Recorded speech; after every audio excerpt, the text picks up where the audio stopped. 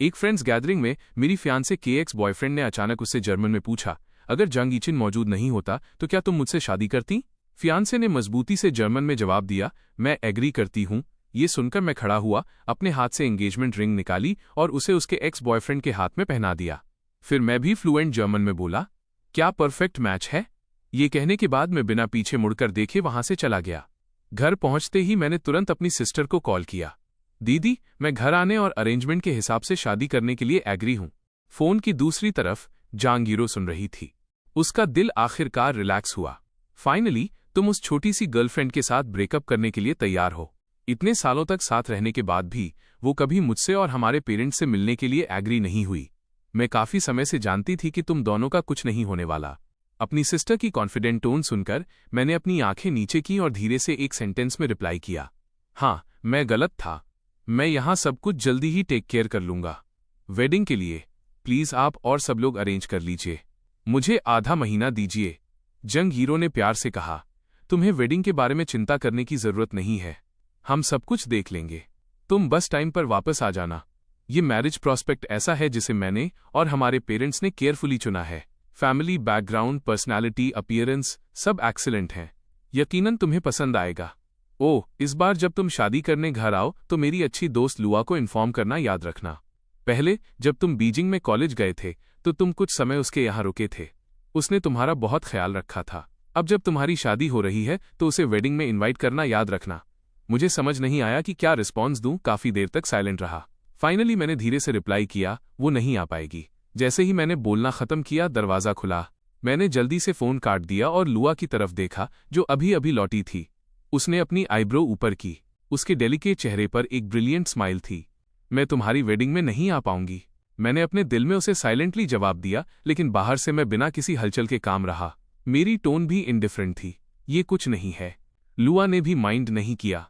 वो कैजुअली बोली, क्या तुम अभी अपनी सिस्टर को कॉल कर रहे थे? मैंने रिस्पॉन्स में हल्का सा कहा। बेडरूम में जाने के इरादे से खड़ा हुआ, लेकिन उसने मुझे अपनी बाहों में खींच लिया। हम दोनों के बीच एक एम्बिग्यूअस एटमॉस्फेयर फैल गया। तो क्या तुमने अपनी सिस्टर को हमारे रिलेशनशिप के बारे में बताया? ये सुनकर मैं थोड़ा मुस्कुराया। वह स्माइल मेरी आंखों तक नहीं पहुंची। क्या तुम नहीं चाहती कि उसे पता चले? ऐसा नहीं है कि मैं नहीं चाहती, बात यह है कि तुम्हारी सिस्टर की पर्सनालिटी के साथ मैं ऐसा नहीं कर सकती। अगर उसे पता चला कि उसकी बेस्ट फ्रेंड उसके सबसे प्रीशियस छोटे भाई के साथ है तो वो तुरंत बीजिंग आ जाएगी और तुम्हें तब तक पीटेगी जब तक तुम बेड से उठने लायक न रहो। उसकी जोकिंग टोन सुनकर मेरी पलकें थोड़ी कांपी। मेरी आवाज काम रही। तो तुम्हारे दिल में मैं तुम्हारा बॉयफ्रेंड हूं या नहीं? मुझसे अचानक ये सवाल सुनकर लुआ ने अपनी आईब्रो ऊपर की। अगर बॉयफ्रेंड नहीं तो फिर क्या? तुम और मैं 6 साल से साथ रह रहे हैं। अगर बॉयफ्रेंड नहीं तो फिर क्या? मैं अभी घर आई और तुम्हें गले लगाया। अगर बॉयफ्रेंड नहीं तो फिर क्या? मैं तुम्हारे साथ ये चीजें करती हूं। जैसे ही वो बोली, उसके गर्म होंठ मेरी गर्दन से छुए। मेरी बॉडी तुरंत टेंस हो गई। मैंने जल्दी से अपना सिर झुकाया और किस को अवॉइड किया। मेरी तबीयत आज ठीक नहीं है। लुआ को लगा कि मैं शर्मा रहा हूं। वो अपनी हंसी नहीं रोक पाई। मेरा छोटा बॉयफ्रेंड, इतने लंबे समय तक साथ रहने के बाद भी तुम अभी भी इतने शर्मीले क्यों हो? यह कहने के बाद उसने प्यार से मेरा सिर सहलाया, मुड़ी और बाथरूम की तरफ चली गई। कदमों की आवाज कम होते सुनकर मैंने आखिरकार खुद से एक बार फिर बुदबुदाया, बॉयफ्रेंड सिर्फ एक सब्स्टिट्यूट नहीं है ना? एक्चुअली मैं लुआ से पहली बार 8 साल पहले मिला था। वो और जांग यीरो कॉलेज रूममेट्स थे क्योंकि उनका क्लोज रिलेशनशिप था। जांग यीरो कभी कभी उसे घर ले आती थी। यंग लव बस शुरू ही हो रहा था। ऑलमोस्ट पहली नजर से ही मुझे ये ब्यूटीफुल बड़ी दीदी इतनी पसंद आई कि इसने मेरे दिल की धड़कनें तेज कर दी। उसके बाद मैंने हाई स्कूल ग्रेजुएट किया। लुआ ने भी ग्रेजुएशन पूरी की और अपने होम टाउन बीजिंग लौट गई क्योंकि मुझे उसकी याद आती थी।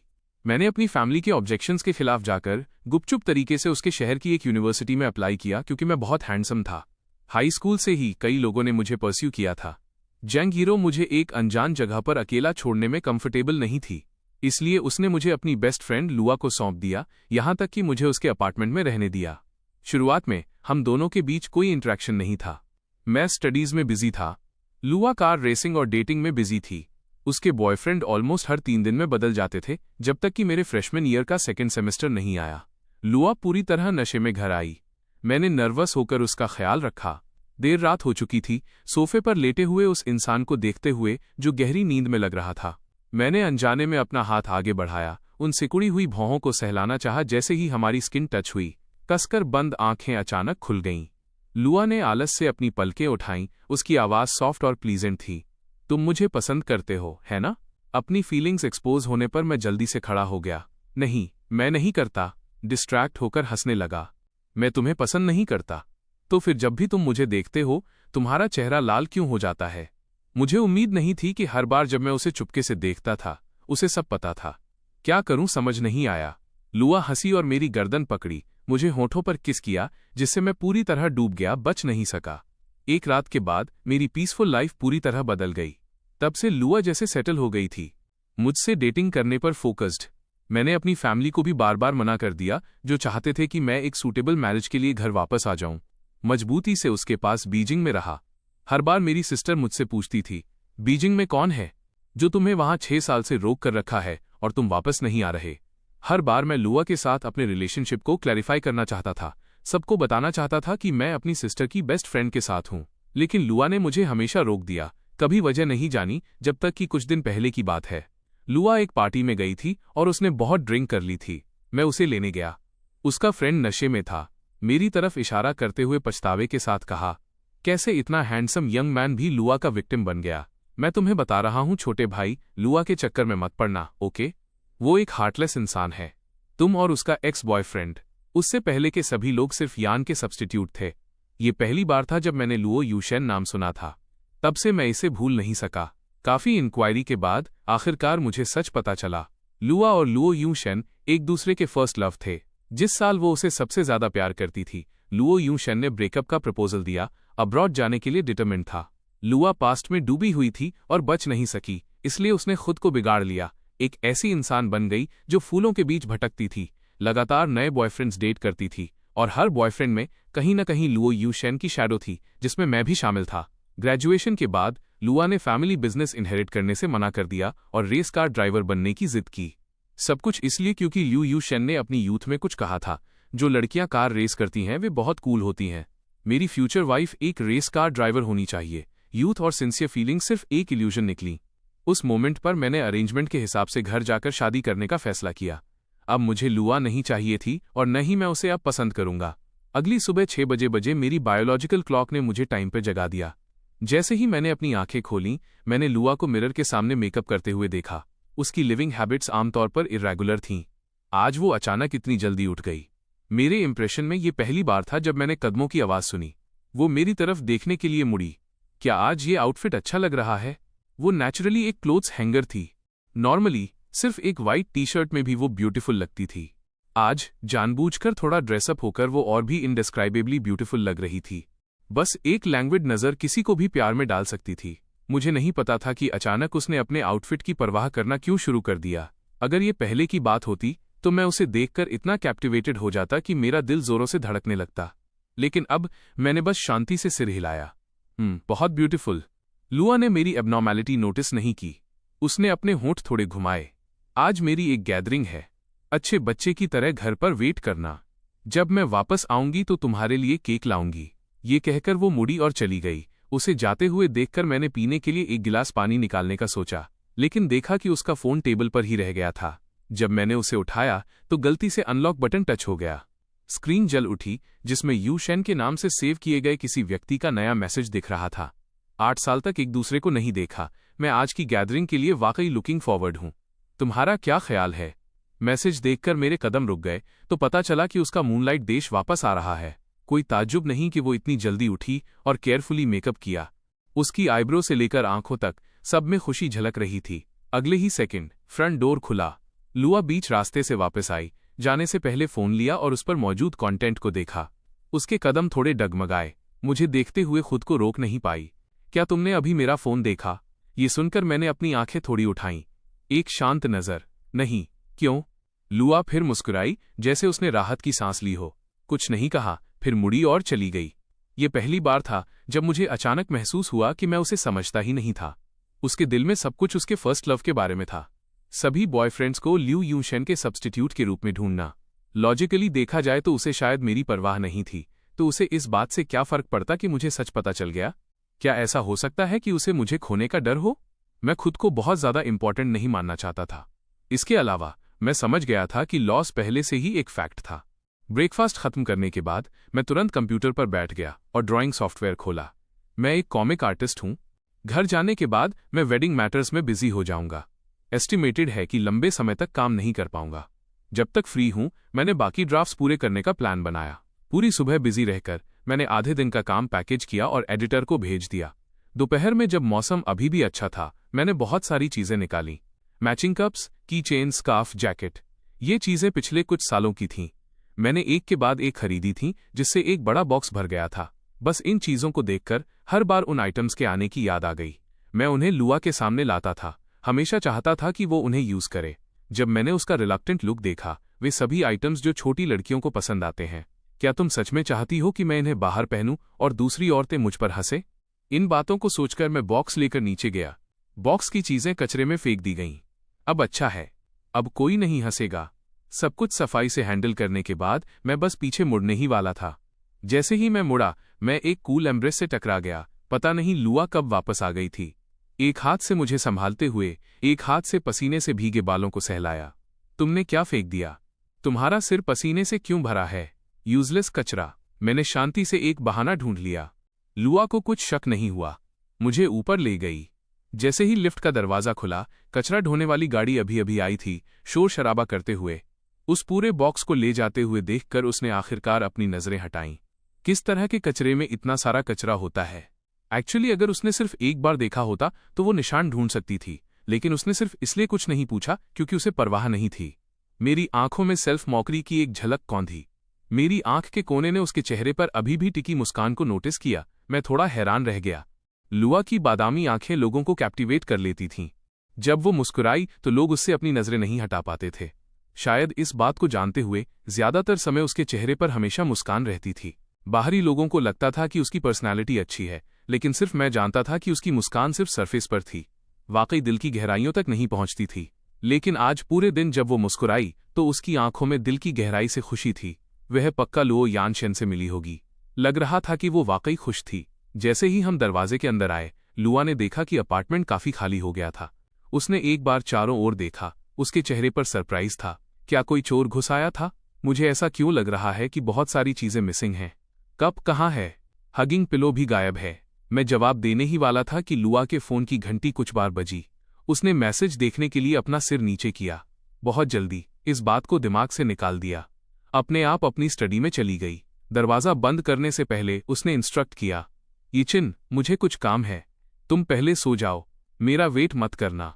मैं बिना कुछ पूछे अकेले बेडरूम में चला गया। दीवार पर घड़ी की सुई 12 बजे के पार हो गई।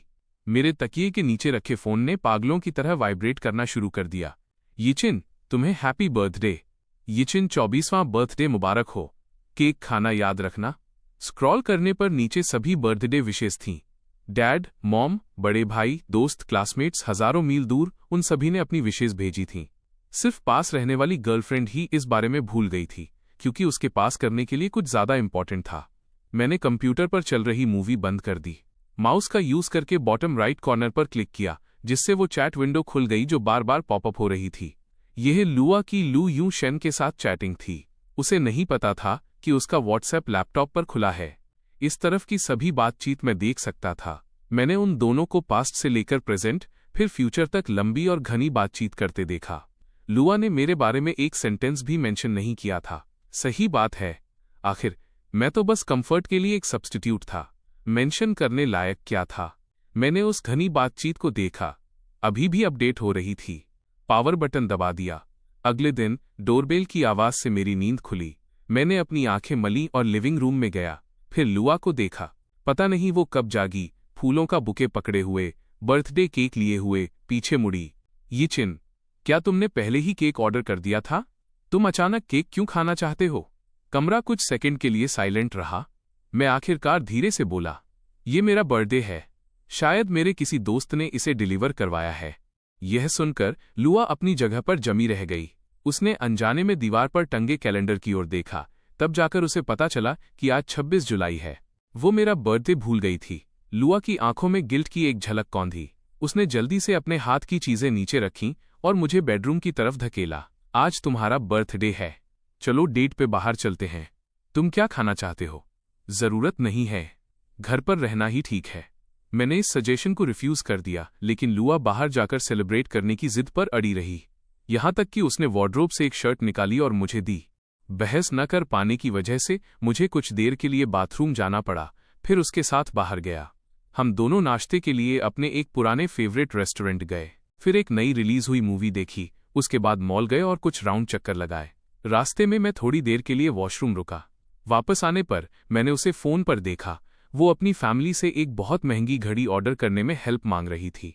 ये घड़ी कोइंसिडेंस से वही थी जिसे आधा महीना पहले मैंने एक मैगजीन में पहली नज़र में पसंद किया था। उसका एक्साइटेड एक्सप्रेशन देखकर मेरा दिल अजीब इमोशन से भर गया। समझ नहीं आ रहा था कि उसके दिमाग में क्या चल रहा है, लेकिन उस घड़ी को मैंने बस कुछ ही बार देखा था। उसने अपने दिल में वो बात तो याद रखी, पर सबसे इम्पॉर्टेंट बर्थडे वो पूरी तरह भूल गई। क्या वो वाकई नहीं समझती? ध्यान से सोचने पर शायद वो समझ सकती थी। लू यू शेन के वापस आने से पहले वो मुझे अपना कंपेनियन मानती थी, इसलिए हर चीज पर ध्यान देती थी। लेकिन लू यू शेन के लौटने के बाद उसने अपना सारा अटेंशन लू यू शेन पर ट्रांसफर कर दिया था, इसलिए मुझसे रिलेटेड चीजें वो पूरी सुबह भूलती रहीं। मैं बिल्कुल भी एक्साइटेड नहीं हो पा रहा था, किसी भी चीज को देखने में कोई इंटरेस्ट नहीं था। लुआ ने नोटिस किया कि मेरा मन कहीं और है। उसने मेरा सिर सहलाया। बर्थडे बॉय इतना दुखी क्यों लग रहा है? क्या तुम आज के मेरे प्लान से सेटिस्फाइड नहीं हो? अब सोचता हूं तो उसे हमेशा मेरा सिर सहलाना पसंद था। सबकॉन्शियसली वो मुझे हमेशा एक छोटे भाई की तरह मानती थी, प्रेमी की तरह नहीं। मैंने अपना सिर हिलाया और कहने ही वाला था कि थक गया हूं, घर जाना चाहता हूं। लुआ ने पहले ही एक टैक्सी बुला ली थी और एक रिसॉर्ट का एड्रेस दिया। मेरी सरप्राइज नजरों का सामना करते हुए उसने अपनी आईब्रो ऊपर की। क्या तुम हमेशा नहीं कहते थे कि तुम मेरे दोस्तों से मिलना चाहते हो? आज सब लोग फ्री हैं, मैं तुम्हें उनसे मिलवाने ले जाऊंगी। क्या इससे तुम थोड़े खुश हो सकते हो? ये अनएक्सपेक्टेड शेड्यूल देखकर मैं थोड़ा हैरान था। पहले लुआ मेरे फैमिली और फ्रेंड से नहीं मिलना चाहती थी, फिर मैंने उसके दोस्तों से मिलने का सोचा, लेकिन हर बार वो मना करने के लिए तरह तरह के बहाने ढूंढ लेती थी। काफी समय बाद मैंने ये कहना बंद कर दिया। अब जब मैं बीजिंग छोड़ने वाला हूं तो वो अपने दिल में थोड़े गिल्ट की वजह से मुझे ले जाना चाहती है। इस दुनिया की चीजें वाकई आयरनिक हैं। टैक्सी पहाड़ की तरफ रुकी। लुआ ने मेरा हाथ पकड़ा और रिसॉर्ट में एंटर किया। भारी दरवाजा धक्का देकर खोला। बूम! कई आवाजें आईं, कागज की कतरने, कॉन्फेटी और रिबन आसमान से गिरे। लोगों का एक ग्रुप शोर मचाते हुए दरवाजे से बाहर निकला, मुस्कुराते हुए कहा, हैप्पी बर्थडे। ये सीन देखकर लुआ ने जल्दी से मुझे अपने सीने से लगा लिया और मेरे सिर से रिबन हटाते हुए पास आ रहे कई क्लोज फ्रेंड्स को पीछे हटाया। केयरफुल रहो, मेरे बेबी को मत डराओ, ये काफी शर्मीला है। इससे पहले कि बात पूरी होती वो साइलेंट हो गई। उसने भीड़ में एक जाना पहचाना चेहरा देखा, लू यून शेन। इसके उलट बहुत शांत था। मुस्कुराया और आगे बढ़ा। तुम इतने सालों से अब्रॉड थे, लंबे समय से ग्रुप एक्टिविटीज में पार्टिसिपेट नहीं किया। आज सुबह मैंने सुना कि तुम अपने बॉयफ्रेंड के लिए बर्थडे प्लान कर रही हो। सोचा मैं भी इस फन में शामिल हो जाऊं। क्या मेरा स्वागत नहीं है? लुआ ने कोल्ड नजरों से चारों ओर देखा। हर किसी ने उसका सामना करने की हिम्मत खो दी। सब अवॉइड करने लगे, जैसे इसमें शामिल ही न हो। एटमॉस्फेयर को ठंडा होते देख मैंने बहुत पोलाइटली अपना हाथ आगे बढ़ाया और ग्रीट किया। पहली बार आपसे मिलकर खुशी हुई। मैं जांग यीचिन हूं। लू यू शेन ने कुछ देर तक मुझे घूरा, जैसे अचानक कुछ समझ गया हो, आधा मुस्कुराते हुए और आधा नहीं। उसने मेरा हाथ थामा। हेलो, मैं लू यू शेन हूं। मैं लुआ का दोस्त हूं। यीचिन, क्या तुम्हें अभी तक किसी ने बताया नहीं? हम थोड़े एक जैसे दिखते हैं। जैसे ही ये शब्द कहे गए, लुआ का हाथ जिसने मेरी बाहें पकड़ रखी थीं अचानक टाइट हो गया। मैं शांत रहा। क्या ऐसा है? फिर तो हमारा काफी कनेक्शन है। ठंडा माहौल देखकर आसपास के लोगों ने तुरंत चीजें नॉर्मल करना शुरू कर दी। जान पहचान वालों का एक ग्रुप ड्रिंक करने और गेम्स खेलने के लिए इकट्ठा हुआ। बर्दाश्त से बाहर शोर था। मैं किसी को नहीं जानता था, भीड़ में घुसना पसंद नहीं था, इसलिए मैं सोफे पर बैठ गया। लुआ हालांकि मेरे पास खड़ी थी, लेकिन उसकी आंखें हमेशा दाईं ओर की टेबल पर टिकी थीं। मैंने उसकी नजर का पीछा किया तो देखा कि लू यू शेन सबसे ज्यादा लाइवली था। पहले तो उसने खुद को कंट्रोल किया, लेकिन जब लू यू शेन ने शराब का गिलास उठाया तो वो और नहीं बैठ सकी। अचानक खड़ी हुई और वहां चली गई। एक हाथ से वो वाइन ग्लास छीन लिया। आवाज में नाराजगी थी। तुम्हें अल्कोहल से एलर्जी है, फिर भी पी रहे हो? क्या तुम पागल हो? क्योंकि उसकी आवाज बहुत एजिटेटेड थी, पूरा हॉल साइलेंट हो गया। सबने अपनी नजरें वहां घुमा लीं। लू यून शेन ने अपने हाथ में पासा डाइस घुमाया। उसके होंठों का कोना एक मीनिंगफुल स्माइल में मुड़ा। इतने सालों बाद भी तुम्हें ये याद है? लुआ को कुछ कहने का मौका नहीं मिला। उसके पास खड़े कुछ नशे में धुत क्लोज फ्रेंड्स अचानक चिल्लाते हुए आगे आए। लुआ, तुम वो साल कैसे भूल सकती हो जब तुम दोनों प्यार में थे? इस रोमांटिक आदमी की आंखों में सिर्फ तुम्हारे लिए जगह थी। ये सुनकर लुआ ने अनजाने में अपना सिर मेरी तरफ घुमाया। उसका एक्सप्रेशन तुरंत डार्क हो गया। उसने डांटा, अगर तुमने ज्यादा पी ली है तो जाकर नशा उतारो, यहां खड़े होकर बकवास कर रहे हो। लोग उसकी डांट से पीले पड़ गए। तब जाकर उन्हें एहसास हुआ कि मैं यहां था। जल्दी से बीच बचाव किया, कम पियो, गेम अभी खत्म नहीं हुआ है, चलो अगला राउंड। अपनी छाती में उमड़ते इमोशंस को दबाने के बाद सीन का जमा हुआ एटमॉस्फेयर नॉर्मल हो गया। लुआ सोफे पर वापस आई, टेबल से फ्रूट जूस का गिलास उठाया और मुझे थमा दिया। मैंने कुछ नहीं कहा, कुछ नहीं पूछा, गिलास लिया और कुछ घूंट पी लिए। मेरा ये शांत बर्ताव इसके उलट लुआ को और भी वॉरिड और अनईजी बना रहा था। वो कुछ एक्सप्लेन करने ही वाली थी कि पीछे से आवाज आई, लू यू शेन हार गया है। मैं ड्रॉ करता हूं, मुझे देखने दो। तुमने ट्रूथ क्वेश्चन निकाला है। सवाल यह है कि अगर पॉसिबल हो तो क्या तुम अपनी एक्स गर्लफ्रेंड के साथ रिकॉन्सिल पैचअप करना चाहोगे? सन्नाटे के उस मोमेंट में लू यू शेन ने लुआ की तरफ देखा, अपने होंठ थोड़े घुमाए। कभी नहीं। जैसे ही ये दो शब्द कहे गए, कमरे का एटमॉस्फेयर फ्रीजिंग पॉइंट तक गिर गया। किसी की बोलने की हिम्मत नहीं हुई। लू यू शेन फिर से अनजान बना रहा और ईगरली नया गेम शुरू करने के लिए कहा। लोगों का एक ग्रुप उसे खुश करने में लगा था, जबकि लुआ के कोल्ड फेस को चुपके से देख रहा था, जैसे वो चाहती हो पूरी जगह को तहस नहस कर देना चाहती हो। किसी की जोर से सांस लेने की हिम्मत नहीं हो रही थी। और सबसे नए राउंड में लू यू शेन फिर से हार गया। जैसे ही वो सजा स्वीकार करने वाला था, लुआ से और बर्दाश्त नहीं हुआ। उसने उसका हाथ पकड़ा और उसे दरवाजे से बाहर ले भागी। वहां मौजूद लोगों ने शायद इस सीन की उम्मीद पहले से ही की थी, इसलिए किसी ने कुछ नहीं पूछा। हर कोई अपना खेल खेलता रहा, लेकिन फर्श से छत तक लगे शीशे, फ्लोर टू सीलिंग ग्लास के पार से मैं उन दो परछाइयों को देख सकता था जो कुछ ही दूरी पर बहस कर रही थीं। बाहर से उनकी उस तीखी बहस की आवाज सुनाई नहीं दे रही थी। इस सीन को देखते हुए मेरी आंखों में कॉम्प्लेक्स इमोशंस कौंध गए। मेरे इंप्रेशन में लुआ को किसी भी चीज की परवाह नहीं लगती थी। वो हमेशा बिना किसी चिंता के एक आलसी मुस्कान पहने रहती थी। 8 साल से उसे जानने के बाद मैंने पहली बार उसे इस तरह अपना कंट्रोल खोते हुए देखा था, और वो भी लू यू शेन के कभी नहीं की वजह से। सच है, जब प्यार न मिले तो हर कोई बराबर का बेचारा होता है। आखिर तक बहस चलती रही। लुआ इतनी गुस्से में लग रही थी कि उससे बर्दाश्त नहीं हुआ और वो बिना पीछे मुड़े चली गई। लुओ यू शेन को अकेला वापस आते देख सबको एहसास हो गया कि अब ये पार्टी खत्म करनी होगी। सबने जाने के बहाने ढूंढ लिए और मैं, इस पार्टी का भूला हुआ हीरो, इस अफरा तफरी के बीच खड़ा हो गया। जाने से पहले मैं वॉशरूम की तरफ रुका। दरवाजे के पीछे से मुझे बाहर कदमों की आवाज सुनाई दी। एक मोमेंट बाद अचानक आवाज आई। ये उस यंग मैन की आवाज थी जो वाइन टेबल पर सबसे ज्यादा शोर मचा रहा था। यू शेन, क्लियरली तुम अभी भी लुआ को पसंद करते हो। इस बार वापस आना भी उसी के लिए है। फिर तुमने अभी वे शब्द क्यों कहे? उसे गुस्सा दिलाकर जाने दिया। तुम इस तरह पैचअप, रेकंसाइल कैसे कर सकते हो? पानी चलने की आवाज के बाद लू यू शेन बिना किसी बहस के हंसते हुए बोला, मैं उसे 8 साल पहले की बात कैसे याद दिलाऊं? मैं बस चाहता हूं कि उसे वो फीलिंग याद आए जब हमारा ब्रेकअप हुआ था। दिल के पार होने वाला वो दर्द और एक तरफा प्यार। इस तरह वो मुझे हमेशा याद रखेगी, है ना? 8 साल। तुम और कितना चाहते हो कि वो याद रखे? देखो, उसने जितने भी बॉयफ्रेंड्स ढूंढे, हर कोई तुम्हारी तरह दिखता है। हालांकि ये वाला लंबे समय से प्यार में है, पर लगता है जैसे वो सिर्फ टाइम पास कर रही है। देखो, आज उसका बर्थडे है, फिर भी लुआ की आंखें और दिमाग सब तुम पर हैं। एक्चुअल हीरो एक इनविजिबल इंसान की तरह है। वाकई मुझे हंसी आ रही है। अपने दोस्तों को चिढ़ाते हुए सुनकर लू यू शेन भी हल्का सा हंसा, फिर धीरे से बोला, तुम नहीं समझते। ल्यू फैमिली बीजिंग का एक रईस खानदान है। हमारी पर्सनालिटी और अपीयरेंस सब आउटस्टैंडिंग है। ल्यू फैमिली तब मेरे ऑर्डिनरी बैकग्राउंड को ज्यादा भाव नहीं देती थी। वे पक्का उसके लिए एक मैचिंग हस्बैंड ढूंढ लेंगे। मैं आज सिर्फ इस तरीके से उसका दिल पूरी तरह अपना बना सकता हूं। हालांकि हमारी बहस हुई, लेकिन कुछ दिनों बाद जब वो शांत हो जाएगी तो मैं उसे कैजुअली सुलह का रास्ता दे दूंगा। वो पक्का अपना गुस्सा भूलकर वापस आ जाएगी। जैसे ही उसने अपनी बात खत्म की, बाथरूम का दरवाजा जोर से खुला। मैं उनके सामने कुछ ही दूरी पर खड़ा था, शोर सुन रहा था। सिंक के पास खड़े लोगों ने अपना सिर घुमाया, ये देखकर कि वो मैं हूं।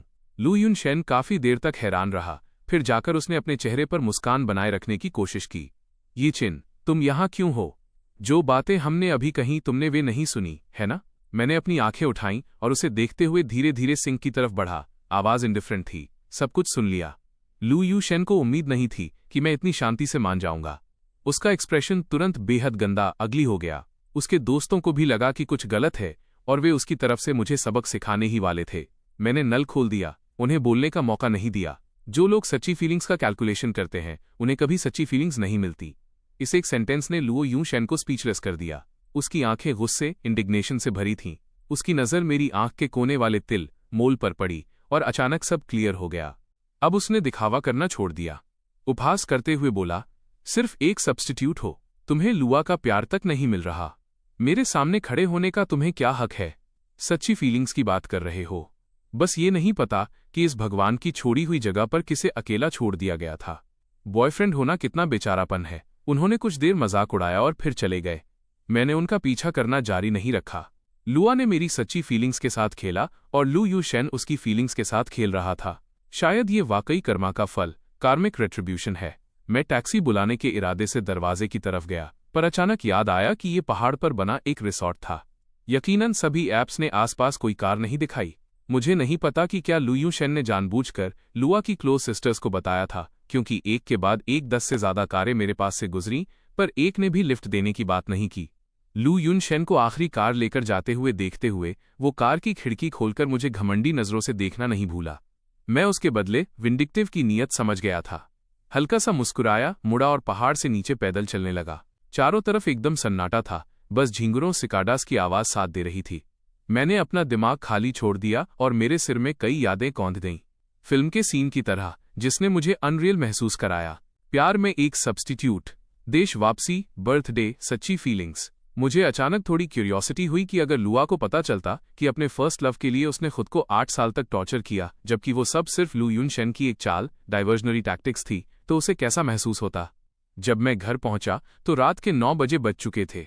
मैंने अपने जूते उतारे, पैरों के छालों, ब्लिस्टर्स को देखकर ठंडी सांस ली और मेडिसिन बॉक्स उठाया। घावों का इलाज करने के बाद मैं बहुत ज्यादा थक गया था। नहाने के बाद सो गया। अगले दिन जब मैं उठा तो कमरे में सब कुछ कल जैसा ही था। मुझे कोई क्यूरियोसिटी नहीं थी कि लुआ कहाँ गई थी। घावों की पट्टी बदलने के लिए उठा ही था कि जांग यीरो का फोन आ गया। यिचिन, क्या तुम कल जल्दी सो गए थे? तुमने मैसेज का रिप्लाई क्यों नहीं किया? मैं तुम्हें बता दूं, तुम्हारी फियांसे ने तुम्हारे बर्थडे के लिए बहुत सारे सरप्राइज तैयार किए हैं। उसने न सिर्फ मुझसे तुम्हें कुछ पैसे ट्रांसफर करने को कहा, बल्कि घर के लिए बहुत सारी चीजें भी खरीदी हैं। तुम वापस आते ही उन्हें यूज कर सकते हो। कैसा लगा? मैंने तुम्हारे लिए जो मैरिज प्रॉस्पेक्ट ढूंढा है वो बुरा नहीं है ना? मैंने नोटिफिकेशन बार खोला, वाकई 60 मिलियन का ट्रांसफर देखा। मैं जवाब देने ही वाला था कि पूरी रात गायब रही लुआ अचानक वापस आ गई। कैसा प्रॉस्पेक्ट? ये जानी पहचानी आवाज सुनकर फोन की दूसरी तरफ जांग यीरो तुरंत एक्साइटेड हो गई। यिचिन, वो अभी कौन बोला? लुआ इस वक्त तुम्हारे घर पर क्यों है? मेरा दिल जोर से धड़का। मैंने कैजुअली एक बहाना बनाकर फोन काट दिया। मेरी टेंस हालत देखकर लुआ के चेहरे पर मुस्कान आ गई। उसने जानबूझकर उदास होने का नाटक किया। तुमने फोन क्यों काट दिया?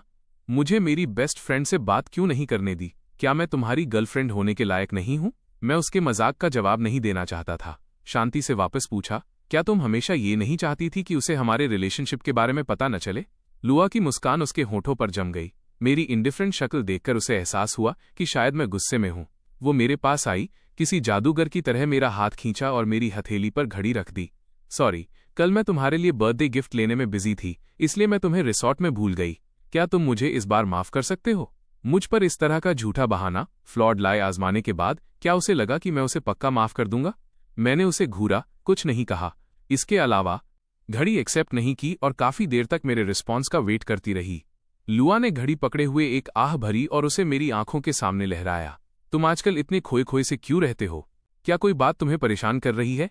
मैंने आखिरकार अपनी नजरें हटाईं, खिड़की के बाहर देखने के लिए अपना सिर झुकाया और धीरे से कहा, एक बात है जो मुझे परेशान कर रही है।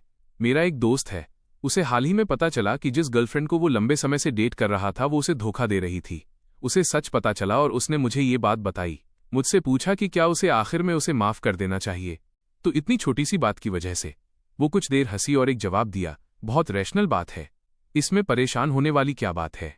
अगर ये धोखा है तो वो माफी के लायक नहीं है। अगर ये धोखा है तो वो माफी के लायक नहीं है। मैंने उसकी टोन की नकल की और इस सेंटेंस को एक बार दोहराया। लुआ मुस्कुराई और सिर हिलाते हुए फिर से मेरे बाल सहलाए। सही कहा मेरे छोटे भाई, फ्यूचर में कभी धोखा मत खाना, ओके? उसके इस जेस्चर को देखकर आखिरकार मेरे चेहरे पर एक हल्की मुस्कान आई। चलो, हम दोनों इस सेंटेंस को याद रखते हैं। लुआ ने भौहें सिकोड़ी और पूछने ही वाली थी कि मेरे कहने का क्या मतलब है, तभी उसकी जेब में रखा फोन अचानक बज उठा। उसने देखा नहीं, बस कैजुअली आंसर बटन दबा दिया। क्या मैं पूछ सकती हूँ कि कौन है? ये मैं हूँ लुआ, चलो बात करते हैं। दोनों एक दूसरे के काफी करीब खड़े थे। मैंने सुना कि वो लू यू शेन की आवाज थी। लुआ के एक्सप्रेशन कुछ सेकंड के लिए जम गए, फिर जल्दी ही नॉर्मल हो गए। उसने एक शांत सवाल पूछा, जल्दी से फोन काटा और फिर जाने का एक बहाना ढूंढ लिया। टेबल पर छोड़ी हुई घड़ी को देखते हुए मैं खड़ा हुआ और कमरे में चला गया। 2 घंटे तक ड्राफ्ट्स पर काम किया और थोड़ी देर आराम करने का सोचा। कैजुअली फ्रेंड सर्कल खोला तो देखा कि लू यू शेन ने, जिसने कल ही मुझे ऐड किया था, आधे घंटे पहले एक स्टेटस पोस्ट किया था। 8 साल बीत गए, तुम आज भी वही लड़की हो, बस मुझे थोड़ा मनाने की जरूरत होती है और तुम नरम पड़ जाती हो। ये अच्छा है। नीचे दी गई फोटो में क्रैफिश की एक प्लेट थी और एक हाथ उसके छिलके छील रहा था। उस पतले हाथ और कलाई पर वही जानी पहचानी घड़ी देखकर मैं थोड़ा मुस्कुराया और फोन बंद कर दिया। अगले कुछ दिनों तक लुआ एक बार भी वापस नहीं आई। बस कभी कभी मैसेज भेज देती थी कि वो बिजी है। लू यू शेन के फ्रेंड सर्कल के जरिए मुझे उसका शेड्यूल क्लियरली पता था। सनराइज देखने के लिए समुद्र किनारे जाना, आतिशबाजी देखने के लिए अम्यूजमेंट पार्क जाना, कैंपिंग के लिए शहर के बाहर जाना। मुझे पता था कि लू यू शेन ने ये मुझे दिखाने के लिए पोस्ट किया था, लेकिन मैंने वैसा कोई हंगामा नहीं किया जैसा उसने इमेजिन किया था। बस पूरे दिल से सामान पैक करने में बिजी रहा। बीजिंग में बिताए सालों में मैंने कई चीजें खरीदी थीं। उन्हें अलग अलग हिस्सों में छांटने में भी कई दिन लग गए। मैंने सभी महंगी चीजें डोनेट कर दीं। चैरिटी ऑर्गेनाइजेशन के सामान ले जाने के बाद मैं बस आराम करने ही वाला था कि लुआ के फोन से कॉल आया, लेकिन बात करने वाला वो नहीं थी। वो उसकी क्लोज फ्रेंड सू वोंगशिन थी। यीचेन लुआ का किसी के साथ झगड़ा हो गया है और वो एक लाइफ और डेथ रेस में पार्टिसिपेट करने का प्लान कर रही है। प्लीज जल्दी क्लब आओ और उसे समझाओ। ये शब्द सुनते ही मेरी दाईं पलक अचानक कुछ बार फड़कने लगी। कार आने पर चाबी लेने से पहले मैं एक पल के लिए हिचकिचाया। गेट पर वेट कर रही सू वोंगशिन तुरंत रास्ता दिखाने के लिए दौड़ पड़ी। रास्ते में उसने पूरी कहानी सुनाई। कुछ दिन पहले यान शेन ने एक ऑक्शन में प्रार्थना की माला देखी थी। लुआ बाथरूम गई थी और किसी और ने उसे खरीद लिया। उसने देखा कि उसे वो वाकई बहुत पसंद आई थी, इसलिए उस इंसान से उसे वापस खरीदने की डिमांड की। वो इंसान भी एक रेस कार ड्राइवर था जिसके पास पैसों की कमी नहीं थी, तो उसने कहा कि वो एक बड़ी शर्त लगाना चाहता है। दोनों ने कहा कि वे एक बार रेस करेंगे, जो जीतेगा उसे वो माला मिलेगी। अगर ये नॉर्मल रेसट्रैक होता तो मैं तुम्हें परेशान नहीं करती, लेकिन उन्होंने डेथ रोड को चुना है। वो रास्ता बेहद डेंजरस है। अगर शूमाकर भी आए तो वहां से सही सलामत निकलना मुश्किल होगा। यीचिन, तुम लुआ के बॉयफ्रेंड हो, प्लीज उसे समझाने का कोई तरीका ढूंढो। जब दोनों सीन पर पहुंचे तब तक पता चला कि बहुत देर हो चुकी थी। कई क्लोज फ्रेंड्स बड़े स्क्रीन पर रियल टाइम इमेजेस देख रहे थे। सबकी धड़कनें तेज थीं। बहुत देर हो गई, वे शुरू कर चुके हैं। अगर कुछ भी होता है तो हम अंकल ल्यू को क्या जवाब देंगे? शू, ऐसी मनहूस बातें मत करो। मुझे पता था, जब तक ये लू यान से रिलेटेड है, ये लड़की एक पागल औरत की तरह है। उसे 10 घोड़े भी पीछे नहीं खींच सकते। पहले तो सिर्फ लड़ाई थी, ज्यादा से ज्यादा थोड़ा जुर्माना लग जाता था। अब अपनी जान दांव पर लगा रही है। वाकई अपना दिमाग खो चुकी है। ये शिकायतें सुनकर सू वोंग ने लंबी सांस लेते हुए जल्दी से अपने दोस्तों को कोहनी मारी। सबने अपना सिर घुमाया और मुझे देखा, फिर चुप हो गए। कुछ मिनटों बाद दूर से 2 इंजनों की आवाज आई, जो धीरे धीरे और क्लियर होती गई। मैंने स्क्रीन पर दोनों कारों को बारी बारी से आगे निकलते देखा, फिर आखिरी 3 किलोमीटर की ओर देखा। मेरी भौहें बुरी तरह सिकुड़ी हुई थीं। कुछ मिनट बाद 2 रेस कारें सबके सामने आ गईं। इसका मतलब था कि रेस खत्म होने वाली थी। लुआ की कार लीड में थी, लेकिन फासला ज्यादा नहीं था। आखिरी किलोमीटर के क्रूशियल स्प्रिंट पर स्क्रीन पर लगातार बदलते नंबरों को देखते हुए हर कोई गुस्से में चिल्लाया, लुआ, क्या तुम्हें अपनी जान प्यारी नहीं है? मैंने उनकी नजर का पीछा किया तो देखा कि वो काली रेस कार बिजली की तरह इतनी तेजी से गुजरी कि सिर्फ एक परछाई देखी जा सकती थी। आखिरी कुछ मीटरों में लुआ ने स्पीड कम नहीं की और फिनिश लाइन को सबसे पहले पार किया। जीतने के लिए उसने जो कीमत चुकाई वो थी फिनिश लाइन के पार शॉक एब्जॉर्बर्स का चकनाचूर हो जाना। फिर इंसान और कार दोनों पलट गए। रेस खत्म हुई। फिनिश लाइन पर वेट कर रहे लोग दौड़कर वहां पहुंचे। खून से लथपथ लुआ को बचाया गया। उसे खून की उल्टियां हो रही थीं। उसकी आंखों की चमक धीरे धीरे फीकी पड़ रही थी। प्रार्थना की माला यू शेन को दे देना। आज की बात का मेंशन मत करना। बेहोश होने से पहले लुआ ने सिर्फ यही आखिरी सेंटेंस कहा। ये इकलौता सेंटेंस ल्यू यू शेन के लिए था, जबकि मैं उसके पास खड़ा वेट कर रहा था, बिना किसी मतलब के, बस एक मामूली अंतर के साथ। लुआ के बाएं हाथ की हड्डियां ऑलमोस्ट टूट चुकी थीं। उसका करियर लगभग रुक गया था। सर्जरी के बाद भी वो कोमा में थी, मुंह से लगातार लुओ यानशन का नाम बुदबुदा रही थी। उसे सपनों में भी बेचैन और डरा हुआ देख रहा था। खो जाने का डर। मैंने खामोशी से अपनी नजरें हटा लीं। एक रात बीत गई। एनेस्थीसिया का असर कम हुआ। लुआ ने अपनी आंखें खोलीं और हॉस्पिटल के बेड के पास मुझे थके हुए देखा। उसका दिल थोड़ा नरम हुआ। क्या तुम पूरी रात बिना सोए मेरी देखभाल करते रहे? मैंने धीरे से अपनी भौहें सहलाईं। जैसे ही उसने मेरी आंखों में थकान देखी, उसका दिल भर आया और उसने मेरा सिर सहलाया। तुमने बहुत मेहनत की है, मैंने शांत आवाज में कहा। मेहनत की बात नहीं है, तुम मेरी सिस्टर की बेस्ट फ्रेंड हो। लिहाज और फर्ज दोनों के नाते मुझे तुम्हारा थोड़ा ख्याल रखना ही चाहिए था। मेरा ये शब्द कहना बहुत एबनॉर्मल था। लुआ को लगा कि मैं किसी और के लिए अपनी जान जोखिम में डालकर रेस करने की वजह से उससे नाराज हूं। वो एक्सप्लेन करने ही वाली थी, पर शब्द उसके होठों तक आकर रुक गए। उसे एहसास हुआ कि कोई भी एक्सप्लेनेशन सही नहीं होगा। खुशकिस्मती से मैंने कुछ पूछा नहीं। उसने भी इसके बारे में बात नहीं की। फिर उसने सब्जेक्ट बदल दिया। इस दौरान क्या कोई मुझसे मिलने आया था? तुम्हारे दर्जनों क्लोज फ्रेंड्स और क्लब के रिप्रेजेंटेटिव्स भी। लुआ के चेहरे से मुस्कान धीरे धीरे गायब हो गई। अब वहां सिर्फ एक कड़वाहट बची थी, लेकिन उसने फिर भी हार नहीं मानी। उसके होठों का कोना थोड़ा ऊपर उठा। उसकी आंखों की गहराई में कोई मुस्कान नहीं थी, सिर्फ वे ही और कोई नहीं। मुझे सिर हिलाते देख उसका एक्सप्रेशन अचानक ठंडा पड़ गया। पूरी सुबह उसने एक शब्द भी नहीं कहा। मैं जानता था कि वो किसका वेट कर रही थी, पर मैंने कुछ नहीं बोला। लुआ कई दिनों तक हॉस्पिटल में रही। मैंने एक पल के लिए भी उसका साथ नहीं छोड़ा और दिनों तक उसकी देखभाल की। डिस्चार्ज के दिन मैंने उसका उतरा हुआ चेहरा देखा। मेरी आंखों में हार्टएक की एक झलक कौंधी। ये चिन, पिछले कुछ दिनों के लिए थैंक यू। मैंने सामान उठाया। एक्सप्रेशन बहुत शांत थे। थैंक्स की जरूरत नहीं है, क्योंकि जब मैं पढ़ाई करने बीजिंग आया था तब तुमने मेरी सिस्टर की बात मानी थी और हमेशा मेरा ख्याल रखा था। समझो कि मैं बस वही एहसान चुका रहा हूं। हालांकि ये कुछ दिन उन कई सालों के बराबर नहीं है, लेकिन बीजिंग में बिताए मेरे सालों ने शायद तुम्हें कोई परेशानी नहीं दी होगी। चलो इसे बराबर मानते हैं। ये दूसरी बार था जब मैंने हमारे रिलेशनशिप को अलग किया था। ये शब्द सुनकर लुआ को लगा कि कुछ सही नहीं है। वो मुझे देखे बिना नहीं रह सकी। हम बॉयफ्रेंड और गर्लफ्रेंड हैं। ये एहसान चुकाने या न चुकाने की क्या बात है? फ्यूचर में मैं तुम्हारा ख्याल रखना जारी रखूंगी। मैंने उसकी नजरें अवॉइड की। आवाज इतनी धीमी थी कि सुनी न जा सके। अब कोई फ्यूचर नहीं होगा। घर वापस आकर मुझे एडिटर का फोन आया। ये चिन, तुम्हारी जो कॉमिक बुक अभी रिलीज हुई है वो बहुत पॉपुलर हो गई है। अब रीडर्स अगला पार्ट देखना चाहते हैं। तुम्हारा क्या ख्याल है? इन दिनों मैं हॉस्पिटल में बिजी था। मुझे इस बारे में अभी पता चला। एडिटर ने मुझे इस सक्सेस का फायदा उठाने के लिए हर तरह से मनाने की कोशिश की। एक सीक्वल बनाने को कहा, पर मैंने पोलाइटली मना कर दिया, क्योंकि पूरी कॉमिक मुझ पर और लुआ पर बेस्ड थी, एक सच्ची लव स्टोरी के मॉडल के रूप में। मैंने सच पता चलने के मोमेंट पर ही इसे खत्म करने का प्लान बनाया था। इसे आगे बनाना बस एक फालतू चीज होती। काफी समय बाद अपना वेबो अकाउंट खोला। नीचे कमेंट्स की बाढ़ देखकर चेहरे पर मुस्कान आ गई। मुझे आखिरकार थोड़ा खुश देखकर लुआ भी मुझे चिढ़ाने के लिए करीब आई। कॉमिक का रिस्पॉन्स अच्छा है, तो मैं अपने नन्हे कॉमिक आर्टिस्ट के लिए एक सेलिब्रेशन पार्टी ऑर्गेनाइज करूंगी। कैसा रहेगा? मुझे उसे रोकने का मौका नहीं मिला। उसने पहले ही अनगिनत मैसेज भेज दिए थे। मैं बस अपना इनकार पीकर रह गया। कोई दूसरा टॉपिक ढूंढा। क्या तुमने कॉमिक पढ़ी? नहीं, मैं उसे नहीं पढ़ सकती। एक यूथ कॉमिक में क्या ही ड्रॉ किया होगा? तुम बस मुझे बताओ। अभी तक उसे देखा नहीं था, फिर भी सेलिब्रेशन ऑर्गेनाइज करने की जिद कर रही थी। बस ल्यू यू शेन से एक बार फिर मिलने का एक बहाना था। सही बात है। लुआ की उंगलियां कीबोर्ड पर टाइप कर रही थीं। एक्सप्रेशन इंडिफरेंट थे। मैंने शब्द बर्बाद नहीं किए। खड़ा हुआ और कमरे में वापस चला गया। इस बार सेलिब्रेशन पार्टी के लिए लग्जरी होटल मूनलाइट को चुना गया। लू यू शेन वाकई आया, पर अकेला नहीं। वो एक फीमेल फ्रेंड को साथ लाया था। दोनों एक दूसरे के गले में हाथ डालकर लगातार बातें कर रहे थे।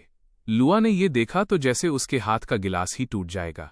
मैंने उसके मूड पर ध्यान नहीं दिया। खड़ा हुआ और वॉशरूम चला गया।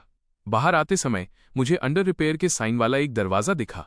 मैं सोच ही रहा था कि क्या हो रहा है, तभी दीवार के कोने से अचानक एक आकृति दिखाई दी। वो वही गर्लफ्रेंड थी जिसे लू यू शेन लाया था। उस औरत ने मेरा रास्ता रोक लिया। उसकी आंखें मुझे प्रोवोकेटिव तरीके से देख रही थीं। वो लगातार हंस रही थी और रास्ता छोड़ने का उसका कोई इरादा नहीं था। उसने मेरा हाथ मजबूती से पकड़ा। उससे अल्कोहल की स्मेल आ रही थी और वह अपना चेहरा मेरी तरफ बढ़ा रही थी। इस अचानक हुई हरकत से मेरा चेहरा पीला पड़ गया। इंस्टिंक्टिवली मैंने विरोध करने के लिए अपना हाथ उठाया। तुम क्या कर रही हो? उस औरत ने अपनी भौहें ऊपर की। उसकी मुस्कान में एरोगेंस और वल्गैरिटी थी। तुम क्या दिखावा कर रहे हो? यू शेन ने मुझे बताया था तुम औरतों के लिए बहुत भूखे हो, है ना? अब उसके साथ मत लड़ो। मेरे साथ रहने के बारे में क्या ख्याल है? जैसे ही उसने ये कहा वो मुझ पर दबाव बनाने लगी और मेरी शर्ट के बटन खोलने की कोशिश करने लगी। मैंने उसे पूरी ताकत से पीछे धकेला, टेबल से एक फ्लावर पॉट उठाया और बिना सोचे समझे एक बूम की आवाज के साथ सीधे उसके सिर के पीछे दे मारा। उस भयानक चेहरे वाली औरत का शरीर ढीला पड़ गया और वो जमीन पर गिर गई। मैंने उसे एक बार भी देखने की हिम्मत नहीं की। मुश्किल से बाथरूम से बाहर निकलने की कोशिश की। जैसे ही बाहर आया मैंने देखा कि लू यू शेन बाहर वेट कर रहा था। गुस्सा तुरंत 7वें आसमान पर पहुंच गया। मैं बिल्कुल नहीं हिचकिचाया, अपनी बांह घुमाकर उसके चेहरे पर एक जोरदार मुक्का जड़ दिया। लू यून शेन, तुमने ये जानबूझकर किया था, है ना? मेरी गुस्से वाली हालत देखकर लू यू शेन बिल्कुल नाराज नहीं हुआ। वो मुस्कुरा भी सकता था। तुम्हारा मतलब उस गर्लफ्रेंड से है? हाँ, मैंने जानबूझकर ये अरेंज किया था। तो क्या मैंने भी ये तुम्हारे प्रति सहानुभूति की वजह से किया? देखो, जब से मैं वापस आया हूं तुम ये सब्स्टिट्यूट अकेले हो। क्या तुम्हें अकेलापन महसूस नहीं होता? सिस्टर लुआ इन सालों में काफी कुछ झेल चुकी है। वह तुम्हें पक्का सेटिस्फाइड कर सकती है। इन अपमानजनक शब्दों को सुनकर मुझे इतना गुस्सा आया कि मैं अपना हाथ फिर से उठाने से खुद को नहीं रोक सका। इस बार मेरा मुक्का लू यू शेन के चेहरे पर गिरने ही वाला था कि उसे रोक दिया गया। मैंने अपना सिर घुमाया तो देखा कि लुआ एक उदास चेहरे के साथ खड़ी थी। जिस इंसान का उसे इंतजार था वो आ गया था। लू यू शेन ने तुरंत एक दुखी एक्सप्रेशन बना लिया और उसके पास खड़ा हो गया। लुआ, क्या तुम्हारा बॉयफ्रेंड वाकई मुझसे इतनी नफरत करता है? मैंने बस उसका रास्ता रोका था और वह मुझे मारना चाहता था। अपने पास खड़े व्यक्ति के सूजे हुए लाल गाल और उसकी सुबकती हुई आवाज को देखकर लुआ का चेहरा तुरंत डार्क हो गया। जांग यीचिन, तुम बिना किसी वजह के लोगों के साथ परेशानी क्यों पैदा कर रहे हो? क्या सिस्टर जांग यूरो ने तुम्हें यही सिखाया है? क्या मैंने तुम्हें इसी तरह पाला है? ये सुनकर मुझे इतना गुस्सा आया कि मेरी आंखें लाल हो गईं। डर की वजह से मेरी आवाज में थोड़ी कपकपी थी। बिना वजह? हॉलवे में सर्विलांस कैमरे लगे हैं। खुद जाकर देख लो कि मैंने उसे क्यों मारा और उसने असल में क्या किया। मेरा इरादा सच साफ करने और सबूत देने का था, पर अनएक्सपेक्टेडली लुआ ने बिना किसी शर्त के लू यू शेन पर भरोसा कर लिया कि वो मासूम है। वो कोई भी कैमरा चेक करने के लिए बिल्कुल तैयार नहीं थी। चाहे जो भी हुआ हो, तुम्हें लोगों को नहीं मारना चाहिए। इसके अलावा तुम और यू शेन सिर्फ एक बार मिले हो। वो तुम्हारा क्या बिगड़ सकता है? तुम्हें उससे माफी मांगनी होगी। उसने मुझसे फिर से लू यू शेन से माफी मांगने को कहा। एक विक्टिम को अपराधी से माफी मांगने के लिए मजबूर किया। सिरदर्द और तेज हो गया।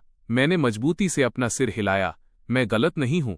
चाहे कुछ भी हो जाए, मैं माफी नहीं मांग सकता। ये देखकर कि मैं माफी नहीं मांगूंगा, लुआ ने डेफिनेटली एक एक्सप्लेनेशन की डिमांड की। दोनों एक दूसरे के सामने झुकने को तैयार नहीं थे। लू यूनशेन को डर था कि जितनी देर ये खिंचेगा उतना ही वो एक्सपोज हो जाएगा, इसलिए उसने उसे वहां से ले जाने का सोचा। लुआ, इसे मेरी गलती समझो। अपने बॉयफ्रेंड के साथ और बहस मत करो। शांत हो जाओ, ठीक है? लेकिन लुआ ने उसे पूरी तरह इग्नोर कर दिया।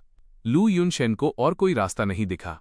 उसे अपने दांत पीसने पड़े और जानबूझकर अपना बायां पैर मोच लिया। उसे इंजर्ड देखकर लुआ के एक्सप्रेशन तुरंत पैनिक और हार्ट अटैक में बदल गए। उसने अब मेरी तरफ ध्यान नहीं दिया और उसे सहारा देकर नीचे ले गई। उन दोनों की परछाइयों को दूर जाते हुए देख रहा था। मेरे शरीर में उमड़ता हुआ गर्म खून धीरे धीरे शांत हो गया, जिसकी जगह बेहिसाब शिकायत और उदासी ने ले ली। जो आंसू काफी समय से रोके हुए थे, वे तुरंत निकल पड़े। मैंने जल्दी से उन्हें पोंछा और होटल से बाहर निकल गया। होटल के गेट से बाहर निकलते ही एक कार सीधे मुझसे टकरा गई।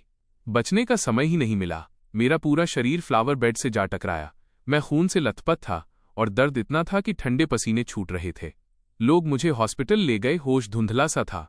नर्स ने इतनी गंभीर चोटें देखकर सीधे मेरे फिंगरप्रिंट से मेरा फोन अनलॉक किया। उसे पिन किया हुआ वीचैट मिला। उसने वॉइस कॉल करने के लिए बटन दबाया। 10 सेकंड से ज्यादा समय के बाद फोन से लुआ की भारी आवाज आई, जिसका गुस्सा अभी शांत नहीं हुआ था। वो इंसान पहले से ही इंजर्ड है। मैं इसे तुम्हारे खिलाफ इस्तेमाल नहीं करूंगी, लेकिन इसका मतलब ये नहीं है कि तुम गलत नहीं हो। तुम्हें आकर उससे माफी मांगनी ही होगी। नर्स दंग रह गई। फिर उसने मेरी मेडिकल कंडीशन के बारे में बताया।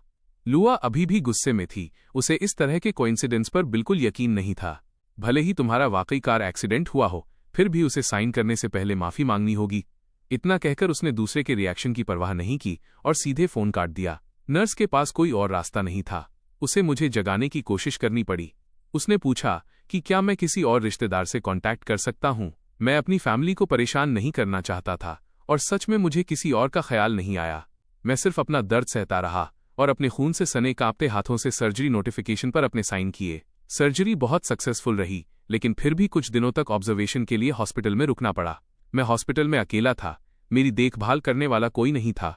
मुझे अपने बीमार शरीर को घसीटते हुए सब कुछ खुद ही करना पड़ रहा था। पास ही में कुछ नर्सेस कैजुअली बातें कर रही थीं। उन्होंने कहा कि मिस लो का बॉयफ्रेंड इंजर्ड है। उन्होंने हर दिन एक पूरा फ्लोर रेंट पर लिया है और बड़े प्यार और सब्र से खुद उसकी देखभाल कर रही हैं। वे बहुत लविंग लग रहे थे। मैं हॉस्पिटल के बेड पर लेटा चुपचाप सुनता रहा। मैंने अपना फ़ोन निकाला। मैंने पास्ट के हर रोमांटिक स्टेटस को डिलीट कर दिया। फिर लुआ की सारी कॉन्टैक्ट इन्फॉर्मेशन भी डिलीट कर दी।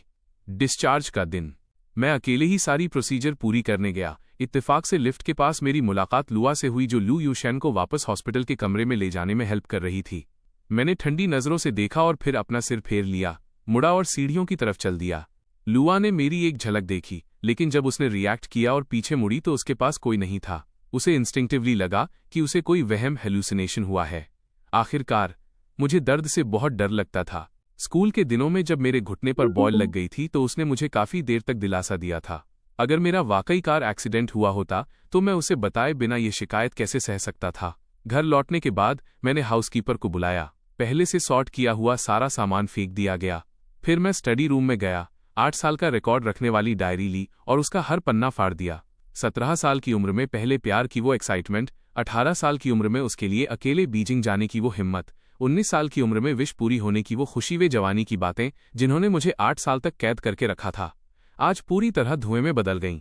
मैंने ब्रेकअप लेटर वहां रखा, जहां लौटते ही लुआ की नज़र तुरंत उस पर पड़े। अपना बचा हुआ थोड़ा सा सामान लेकर मैं घर से निकल गया। सामान कार में रखने के बाद मैं उस शहर को आखिरी बार पीछे मुड़कर देखना चाहता था जहां मैं 6 साल तक रहा था, लेकिन मेरी टक्कर एक जानी पहचानी आंखों की जोड़ी से हुई। लुआ अभी अभी कार से बाहर निकली थी। मुझे देखकर उसके एक्सप्रेशन काफी नरम हो गए। क्या तुम बाहर जा रहे हो? मैंने खामोशी से उसे देखा। मेरी आंखों की गहराई में अब पहले जैसी फीलिंग्स नहीं थीं। क्या कोई बात है? लुआ ने फिर से ध्यान नहीं दिया। उसने सिर्फ ये देखा कि मैं अब भी झुकने को तैयार नहीं हूं। उसकी आंखों में थोड़ी बेबसी की झलक थी। मैं कुछ सामान लेने वापस आई हूं, साथ ही तुमसे बात भी करना चाहती हूं। मेरे इनकार के शब्द अभी बोले भी नहीं गए थे कि लुआ का फोन बज उठा। उसने कॉल अटेंड किया। उसकी भौहें धीरे धीरे सिकुड़ गईं। कॉल खत्म होने के बाद वो मुड़ी और कार में बैठने से पहले उसका दरवाजा खोला। जल्दी में एक सेंटेंस बोलकर चली गई। चूंकि तुम अभी भी शांत नहीं हो तो चलो अगली बार बात करने का प्लान करते हैं। बाहर संभल कर रहना, याद से जल्दी वापस आ जाना। वापस आ जाना? हम अब कभी वापस नहीं आएंगे। जब तक कार नजरों से ओझल नहीं हो गई मैं इंतजार करता रहा। फिर ड्राइवर के कहने पर मैं कार में बैठ गया। कई घंटों बाद प्लेन सुरक्षित रूप से शंघाई में लैंड हुआ। गेट से बाहर निकलते ही मैंने अपनी फैमिली को गेट पर वेट करते देखा। फिर मैं काफी दूर से ही तेज चलने लगा। जंग यूरो ने पहले ही मेरे हाथ पर बंधी पट्टी देख ली थी। वो जल्दी से सामान लेने के लिए आगे आई। उसकी आंखें हार्ट एक से भरी थीं। तुम फिर से इंजर्ड कैसे हो गए? घर पर एक शब्द भी नहीं बताया। मम्मी पापा ने भी देखा और उनके चेहरे भी उतर गए। वे घाव को ध्यान से देख रहे थे। क्या दर्द हो रहा है? अगर कुछ होता है तो तुम्हें अपने पेरेंट्स को जरूर बताना चाहिए, तभी तो हम तुम्हें पिक कर सकते थे। पट्टी इतनी सावधानी से बंधी है, पक्का चोट गंभीर होगी। अब डिनर मत करो, सीधे हॉस्पिटल चलो। इतने लंबे समय तक इंजर्ड रहने के बाद ये पहली बार था जब मेरा इस तरह ख्याल रखा गया था। मेरे दिल में दबी शिकायतें और उदासी अब और नहीं रोकी जा सकीं और बहते आंसुओं में बदल गईं। मैं रो रहा था। मम्मी की आंखें भी लाल हो गईं। उन्होंने तुरंत डॉक्टर से कांटेक्ट करने के लिए अपना फोन निकाला। रिश्तेदारों को अपने लिए इतना परेशान देखकर मुझे थोड़ा अजीब भी लगा, तो मैं आंसू पोंछते हुए और सुबकते हुए उन्हें दिलासा देने लगा। पापा, मम्मी, दीदी, मैं ठीक हूं। चोट ज्यादा गंभीर नहीं है। बस आप लोगों को देखे हुए काफी समय हो गया था। सबकी बहुत याद आ रही थी। ये सुनकर उन तीनों को आखिरकार चैन मिला। जंग यूरो की आवाज में नाराजगी थी। किसने कहा था तुम्हें इतनी दूर भागने के लिए? ग्रेजुएशन के बाद चाहे मरो या जियो तुम वापस ही नहीं आना चाहते थे। अब पता चला कि घर कितना अच्छा होता है। भाई को दोबारा देखकर वो बड़ी बहन होने का हक जता रही थी। मम्मी ने उसे डांटने के लिए हाथ उठाया। कल सिखाते हुए चल रही थी। अभी आधे दिन से मौसम को लेकर बड़बड़ा रही थी कि कहीं फ्लाइट लेट न हो जाए। आज यीचिन वापस आ गया है तो तुम फिर से दिखावा कर रही हो। अगर तुमने अपने भाई का ज्यादा ख्याल रखा होता तो वो पहले ही वापस आ जाता। जांग यूरो को डांट खाते देख मेरी रोनी सूरत हंसी में बदल गई। काफी समय से मुझे घेरे हुए वो उदासी फैमिली के प्यार के बीच धीरे धीरे गायब हो गई। इस मोमेंट पर मेरा मूड बहुत अच्छा था क्योंकि मैंने कहा था कि मुझे भूख लगी है। पूरी फैमिली पहले खाना खाने घर गई। मुझे नहीं पता कि ये सुधरे हुए मूड की वजह से था या घर का खाना वाकई बहुत टेस्टी था, पर मैंने रोज की तुलना में आधा खाना ज्यादा खाया। खाने के बाद मुझे थोड़ी नींद आ रही थी। मैं बस अपने कमरे में जाने ही वाला था कि जैंग यूरो ने मुझे बाहर ले जाने की जिद की। मम्मी पापा ने इंस्ट्रक्ट किया, तुम्हारी चोट की डॉक्टर से पूरी जांच करानी होगी, तभी उन्हें चैन मिलेगा। अच्छे बच्चे की तरह मेरे पीछे आओ। उसने मम्मी पापा की बात छेड़ दी थी तो मेरे पास कोई रास्ता नहीं था। मुझे जम्हाई लेते हुए कार में बैठना पड़ा। रास्ते में हम भाई बहन छोटी मोटी बातें करते रहे। मैं भी धीरे धीरे अलर्ट हो गया। सड़क किनारे के नज़ारे और सुनसान होते देखकर मैं हिचकिचाते हुए बोला, क्या ये हॉस्पिटल का रास्ता है? किसने कहा कि हम हॉस्पिटल जा रहे हैं? मैं तुम्हें जिस डॉक्टर को दिखाने ले जाना चाहती हूँ उसकी तुलना हॉस्पिटल के आम डॉक्टरों से नहीं की जा सकती। बस इतना सुनते ही मुझे तुरंत पता चल गया कि मेरी बहन फिर से अपनी पुरानी आदत दोहरा रही है। वो विदेश से पढ़ाई करके लौटा कोई दोस्त ही था। वो बेहद प्राउड महसूस कर रही थी और यकीनन मेरे सामने दिखावा करना चाहती थी। और जंग यूरो ने मुझे निराश नहीं किया। उसने इस डॉक्टर के टाइटल गिनाना शुरू कर दिए, जैसे कि देश की सबसे कम उम्र की मेडिकल प्रोफेसर और इस फील्ड की पायनियर। उसने ढेर सारी उपलब्धियां बता दी। मैंने भी बहुत पोलाइटली तारीफ वाले शब्द कहे। फिर जंग यूरो की गर्व से भरी आंखों के सामने जानबूझकर अपनी बहन से पूछा, तुम्हारी दोस्त इतनी जवान होकर भी इतनी मैच्योर और कामयाब है, इतनी बड़ी पोजीशन और इतनी अथॉरिटी, फिर तुम 27 साल की होकर भी अभी तक मम्मी से कान खिंचवा रही हो और सबक सीख रही हो। हम बस अभी पहुंचे ही थे। जंग यूरो ने कार पार्क की और अभी अभी लौटे भाई को सबक सिखाने के लिए मुड़ने ही वाली थी जो उसका मजाक उड़ा रहा था। उसने अपना सिर घुमाया और गेट पर वेट कर रहे व्यक्ति को देखा। उसके चेहरे पर फिर से एक शानदार मुस्कान आ गई। अभी तुम अपनी बहन के सामने बहुत चालाक बन रहे हो। बाद में जब उनसे मिलोगे तो याद रखना कि उनके साथ भी इसी तरह पेश आना। मैं भी देखना चाहती हूं कि फ्यूचर में तुम्हारी जुबान कैसे चलती है। देखते हैं बहस में कौन जीतता है। बहस? मैं ठीक हूं। मैं एक डॉक्टर के साथ बहस क्यों करूंगा? मैं शक से भरा हुआ था, लेकिन मैंने सिर्फ कार से बाहर निकलती जंग यूरो की पीठ देखी। वो पक्का अभी भी अपसेट थी। उसने कार का दरवाजा खोलने में मेरी मदद तक नहीं की और गेट पर खड़े व्यक्ति का ग्रीट करने के लिए आगे बढ़ गई। हालांकि मैं अपनी बहन की उतनी इज्जत नहीं करता, पर अजनबियों के सामने मुझे थोड़ा नर्वस महसूस हो रहा था। इसके अलावा जल्द ही मैं डॉक्टर से मिलने वाला था। जंग परिवार में हर कोई जानता है कि मुझे डॉक्टरों से सबसे ज्यादा डर लगता है। इसलिए मैंने कार से चुपचाप ऑब्जर्व किया और पुराने दोस्तों के साथ बात करने में जानबूझकर काफी देर लगा दी। जंग यूरो को आखिरकार पता चला कि उसका भाई अभी भी कार में बैठा है। उसने मुझे घूरा और पीछे मुड़ी। कार के सामने खड़ी होकर मुझे हाथ से इशारा किया कि जल्दी बाहर आओ और ग्रीट करो। मैंने एक गहरी सांस ली, अपने चेहरे के एक्सप्रेशन एडजस्ट किए और कार का दरवाजा खोलने के लिए हाथ उठाने ही वाला था कि बूम! एक आवाज आई। कार का दरवाजा बाहर से खुला। मैंने बस अपनी नजरें उठाईं और मेरी मुलाकात आंखों की एक खूबसूरत जोड़ी से हुई। उन शांत और स्थिर आंखों में हल्की सी लहरें उठ रही थीं। जैसे ही हमारी नजरें मिली, सामने वाले व्यक्ति का वो ठंडा मिजाज, कोल्ड टेम्परामेंट धीरे धीरे गायब हो गया। अब वहां सिर्फ एक सौम्य गर्माहट बची थी। यंग मास्टर जैंग, पहली बार मिल रहे हैं। मैं यूरो की दोस्त यीहान हूं। मैं रिएक्ट करने से पहले एक पल के लिए स्टन रह गया। इंस्टिंक्टिवली मैंने हाथ मिलाने के लिए अपना घायल हाथ आगे बढ़ा दिया। सफेद पट्टियों में लिपटे उस हाथ को देखकर, जो किसी लिपटे हुए केक जैसा लग रहा था, यीहान ने एक सेकंड के लिए सोचा और फिर अपना दाहिना हाथ करीब 10 सेंटीमीटर आगे बढ़ाया और मेरी कोहनी को सहारा दिया। मैं उसके इस जेस्चर से हैरान रह गया, अपना सिर झुकाया और तब देखा कि मैंने अपना वही दाहिना हाथ आगे बढ़ा दिया था जो घायल था। मेरा चेहरा तुरंत शर्म से लाल हो गया। मैं बहुत एम्बैरेस्ड महसूस कर रहा था और समझ नहीं आ रहा था कि क्या करूं। यीहान ने बहुत पोलाइटली कार के नीचे वाले दरवाजे को कवर किया और याद दिलाया, तुम घायल हो, कार से बाहर निकलते समय सावधान रहना। तब जाकर मुझे उसकी मंशा समझ आई। मैं जल्दी से झुका और कार से बाहर कूद गया। जमीन छूते ही मैंने जल्दी से अपना दाहिना हाथ पीछे खींच लिया और सिर झुकाकर थैंक्स कहा। जंग यूरो साइड में खड़ी होकर ये तमाशा देख रही थी और मेरे लाल कान देखकर खुद को हंसने से नहीं रोक सकी। वह वहीं हंस पड़ी। हमें अपनी तरफ मुड़ते देख उसने जल्दी से अपना मुंह छिपा लिया और ऐसे नाटक किया जैसे कुछ हुआ ही नहीं। बड़े लोगों की तरफ से मिला मिशन पूरा हुआ। अब मेरे लिए करने को कुछ नहीं है। मैं गोल्फ खेलने जा रही हूं, तुम दोनों नेचुरल रहो। इतना कहकर उसके पैर जैसे तेल लगे हों, वो फुर्ती से विला के पीछे वाले गोल्फ कोर्स की तरफ चली गई और मुझे उस डॉक्टर के पास अकेला छोड़ दिया जिससे मैं अभी अभी मिला था। ये कैसी बहन है? मुझे इतना गुस्सा आया कि मन ही मन दांत पीसते हुए मैं उसे बद्दुआ देने लगा कि वो औंधे मुंह गिर जाए। हालांकि यीहान बहुत नेचुरल थी। उसने धीरे से कार का दरवाजा बंद किया और मेरी तरफ इशारा करते हुए मुझे अंदर आने के लिए इनवाइट किया। डॉक्टर के सम्मान में मैंने अपनी नजरें उठाने की हिम्मत भी नहीं की। चुपचाप उसके पीछे 3 कदम की दूरी बनाकर चलने लगा। लिविंग रूम में पहुंचकर मैं ऑटोमेटिकली सोफे पर बैठ गया। यीहान ऊपर गई और एक बहुत बड़ा बॉक्स नीचे लाई। मैंने अपने हाथ की पट्टी खुद ही हटाना शुरू किया, लेकिन चूंकि वो बायां हाथ था और उसमें पक्की गांठ डेड नॉट बंधी थी, तो काफी देर तक वो खुल नहीं रही थी। मुझे पसीने छूटते देख यीहान कुछ देर मेरे पास चुपचाप वेट करती रही और फिर धीरे से बोली, मुझे तुम्हारी मदद करने दो।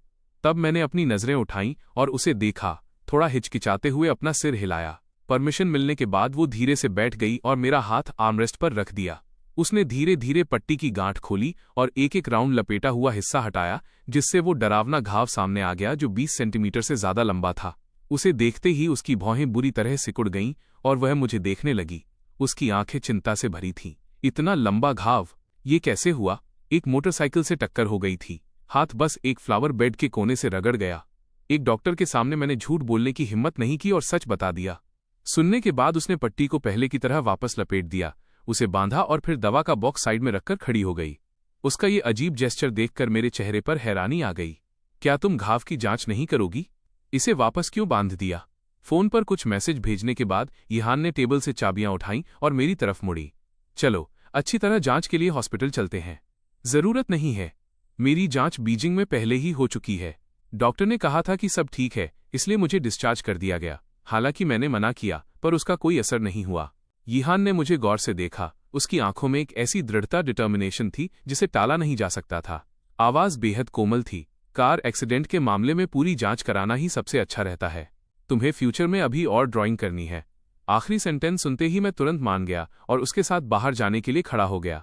हम दोनों पास के हॉस्पिटल गए, फिर से पूरे शरीर की जांच कराई और टेस्ट रिजल्ट्स आने पर कंफर्म हुआ कि कोई प्रॉब्लम नहीं है।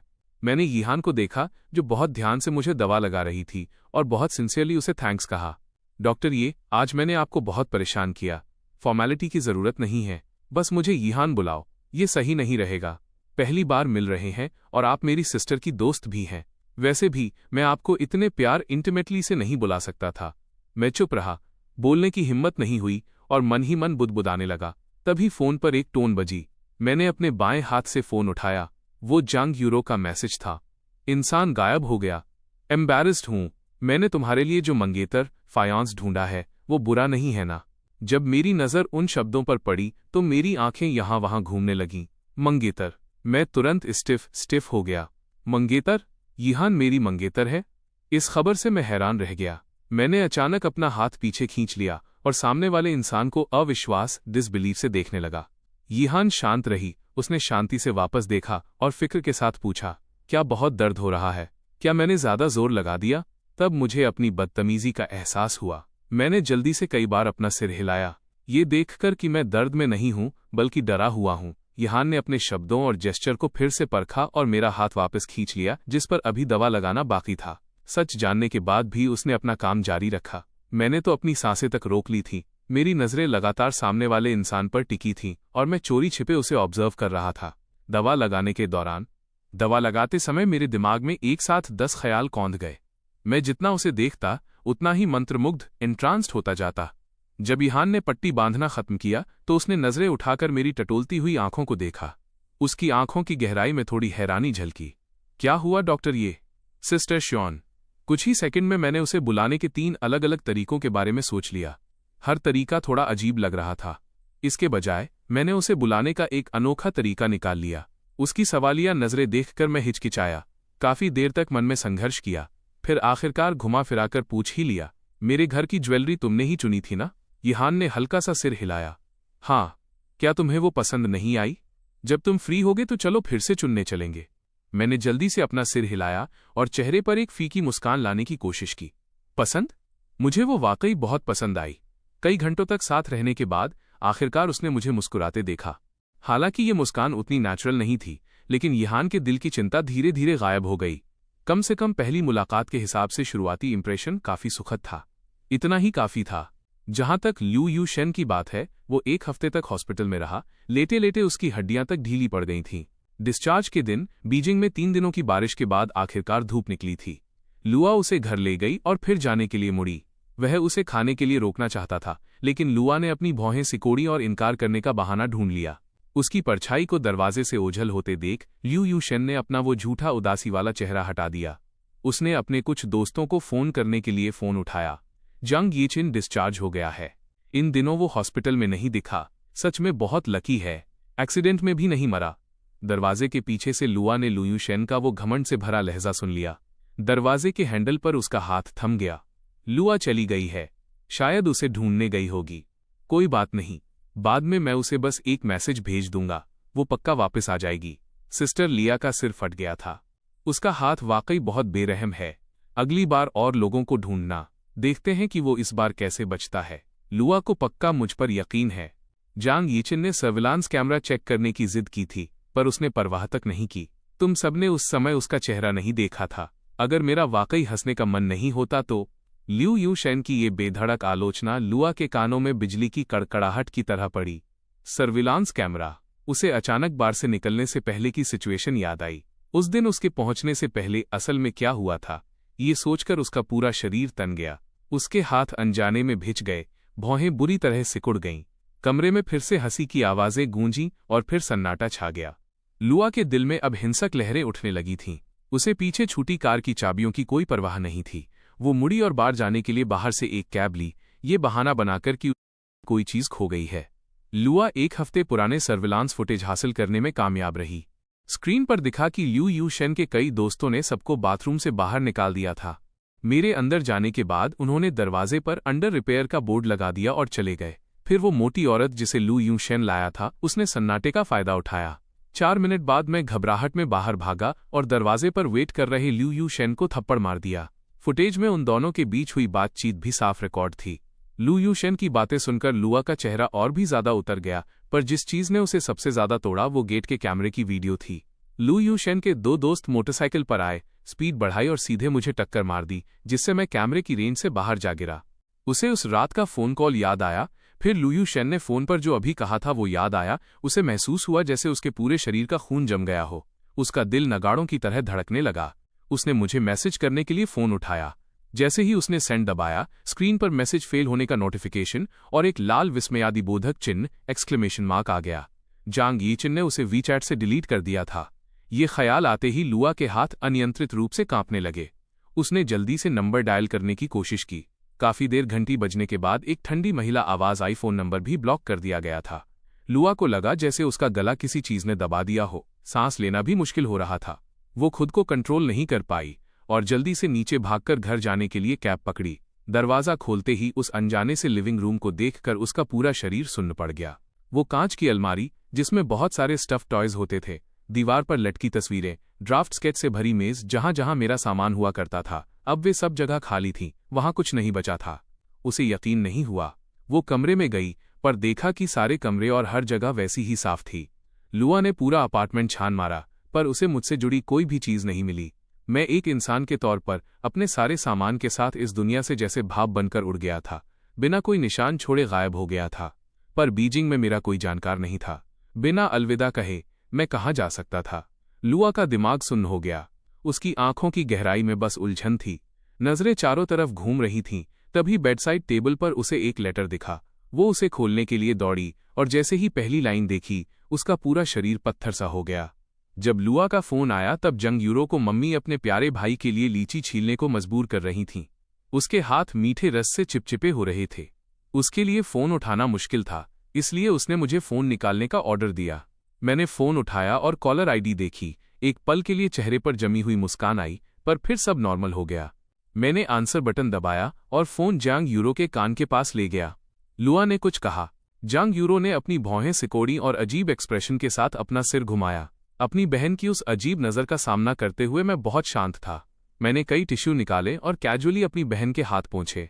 मैंने फोन उसकी तरफ बढ़ा दिया। जांग यूरो हाउसकीपर से कुछ पूछने ही वाली थी कि तभी वो यिहान को अंदर ले आया। मम्मी को देखते ही वो ग्रीट करने के लिए खड़ी हो गई। दोनों के बीच कुछ बातें हुईं। यिहान मेरे पास आकर बैठ गई। बहू आ चुकी थी तो अब जुबान पर आए वे शब्द पूछना सही नहीं था। जांग यूरो को हार माननी पड़ी। उसने फोन लिया और बाहर चली गई। फिर हंसते हुए डांटा, लुआ, तुम मेरे भाई को क्यों ढूंढ रही हो? यिचिन बिजी है, वो तुम्हारा फोन उठाने के लिए फ्री नहीं है। सच में बिजी है या बिजी होने का नाटक कर रहा है? लुआ हालात का सही अंदाजा नहीं लगा पाई। उसका लहजा और ठंडा होता गया। उसकी चोट कितनी गंभीर है? ये सवाल सुनकर जांग यूरो की आंखों में हैरानी झलकी। तुम्हें भी पता है कि वो इंजर्ड था। तुमने मुझे पहले क्यों नहीं बताया? वरना मैं उसे पिक करने बीजिंग आ जाती। हम बेस्ट फ्रेंड्स बैठकर कुछ ड्रिंक्स भी ले सकते थे। लुआ के दिल में अब सिर्फ मेरा ही ख्याल था। क्यों? हमारा ब्रेकअप हो गया था। मेरा बात करने का बिल्कुल मूड नहीं था। वाइन पीते हुए उसने फिर अपनी भौहें सिकोड़ी। उसने भटकी हुई बातचीत को वापस नहीं खींचा। क्या वो वाकई बिजी है? मुझे उससे कुछ पूछना है। वो बेचैन लहजा सुनकर जांग यूरो एक बार पीछे मुड़कर देखने लगी। उसने देखा कि यीहान लीची छीलकर मुझे दे रही है। उसके चेहरे पर तुरंत एक मुस्कान आ गई। वाकई बिजी है। बेस्ट फ्रेंड, क्या मैं तुमसे झूठ बोलूंगी? ये हंसी सुनकर लुई पहले से ही घबरा गई थी। उसका दिल और भी भारी हो गया। उसे पता था कि ये बातें ज्यादातर दिखावटी बहाने हैं। जांग यूरो हमेशा इस भाई का ख्याल रखती थी। यकीनन जांग यीचिन फोन नहीं उठाना चाहता होगा, इसलिए उसने ऐसा बहाना बनाया है। उसका दिल नगाड़ों की तरह धड़क रहा था, पर जांग यूरो के सामने वो ज्यादा कुछ जाहिर नहीं कर सकती थी। वो सिर्फ अपने दिल की बेचैनी को दबा सकी। उसने शंघाई के लिए फ्लाइट बुक करने का मन बना लिया। दूसरी तरफ जांग यूरो को जैसे कुछ याद आया। उसने कुछ और बातें कहीं। अगले हफ्ते क्या तुम फ्री हो? परिवार में एक खुशी का मौका, हैप्पी इवेंट है। क्या तुम आने और मिलने के लिए फ्री हो? लुआ इस बात से परेशान थी कि वहां जाने का कोई सही बहाना नहीं मिल रहा है। ये सुनकर उसने कैजुअली समय के बारे में पूछा। देखती हूं अगर मैं फ्री हुई तो। अगले शुक्रवार। अगर फ्री नहीं भी हो तो समय निकालना ही होगा, वरना अगली बार जब मैं तुम्हें देखूंगी तो तुम्हें काट डालूंगी। 7 दिन का समय वैसे भी बहुत ज्यादा नहीं था। लुआ मान गई। फोन काटने से पहले उसने फिर से बेचैनी में जोर देकर कहा, यीचिन को मेरा फोन करने के लिए कहना मत भूलना। मुझे पता है। मैं तुम्हारी बातें बिना एक शब्द छोड़े उस तक पहुंचा दूंगी। अभी वो वाकई बिजी है। अब वो फोन करता है या नहीं, ये उसका काम है। वाकई बिजी? क्या वो घायल नहीं है? काम को एक तरफ रख देना चाहिए। वो और किस चीज में बिजी हो सकता है? लुआ को शक हुआ। तभी फोन पर मम्मी की आवाज सुनाई दी। यूरो, चलो पहले वेडिंग ड्रेस स्टोर चलते हैं। जल्दी आओ। Wedding dress store? कौन शादी कर रहा है? लुआ पूछने ही वाली थी, पर जांग यूरो ने उसे मौका नहीं दिया। उसने जल्दी से अलविदा कहा और एक दुल्हन की तरह एक्साइटेड होकर फोन काट दिया। ये सोचकर लुआ को वो बात याद आई जो उसने अभी कही थी, खुशी का मौका और दोनों रूममेट्स का आना जरूरी है, वरना खैर नहीं। क्या जांग यूरो शादी करने वाली है? कोई आश्चर्य नहीं कि जांग यीचिन बिना बताए चला गया। लुआ ने अपने असिस्टेंट को फोन किया, उसे एडवांस में गिफ्ट तैयार करने को कहा और फिर फ्लाइट बुक कर ली। आखिर 10 साल पुरानी बेस्ट फ्रेंड शादी करने वाली थी। वो खाली हाथ नहीं जा सकती थी। सब इंतजाम करने के बाद लुआ ने उस खाली कमरे को देखा। अब वो पहले की तरह घबराई हुई और बेबस नहीं थी। उसने पास पड़ा वो लेटर उठाया, उसे सीधे एस्ट्रे में रखकर जला दिया। लपटों को उठते देख उसने अपनी आंखें मली। वो बस आराम करने ही वाली थी कि स्क्रीन अचानक जल उठी। उसने फोन उठाया, देखा कि लू यू शेन का मैसेज था जो उसे बुला रहा था। उसका चेहरा, जो अभी थोड़ा संभला था, फिर से काला पड़ गया। उसे वे बातें याद आईं जो उसने उसके दरवाजे पर सुनी थीं, और वे तस्वीरें जो बार के कंप्यूटर पर देखी थीं। उसे बस ये महसूस हुआ कि उसकी नजरों से दूर लू यू शेन का एक और चेहरा था। उसके सामने दिखाई गई वो आज्ञाकारिता, वह घमंड, वह दया कितना सच था। लुआ उस पर शक नहीं करना चाहती थी, पर खुद को रोक भी नहीं पा रही थी। उसने काफी देर तक बेडरूम में अकेले बैठकर सोचा। आखिरकार उसने मन बना लिया। उसने सू वांगसिन को फोन किया। वांगसिन, पिछली बार तुमने कहा था ना कि यूनशेन का एक मुंहबोला भाई स्वॉन ब्रदर है जो तुम्हारा दोस्त है। उसके बाहर जाकर ड्रिंक करने का प्लान बनाओ। बस उसे इतना पिला देना कि वो मदहोश हो जाए। बस इतना ही। मुझे तुमसे कुछ चीजों का पता लगवाना है। दूसरी तरफ ब्राइडल शॉप में कदम रखते ही आखिरकार मुझे लगा कि मैं शादी करने वाला हूं। मैंने शादी के कपड़ों को देखा। मेरे दिल में मिली जुली भावनाएं उमड़ने लगीं।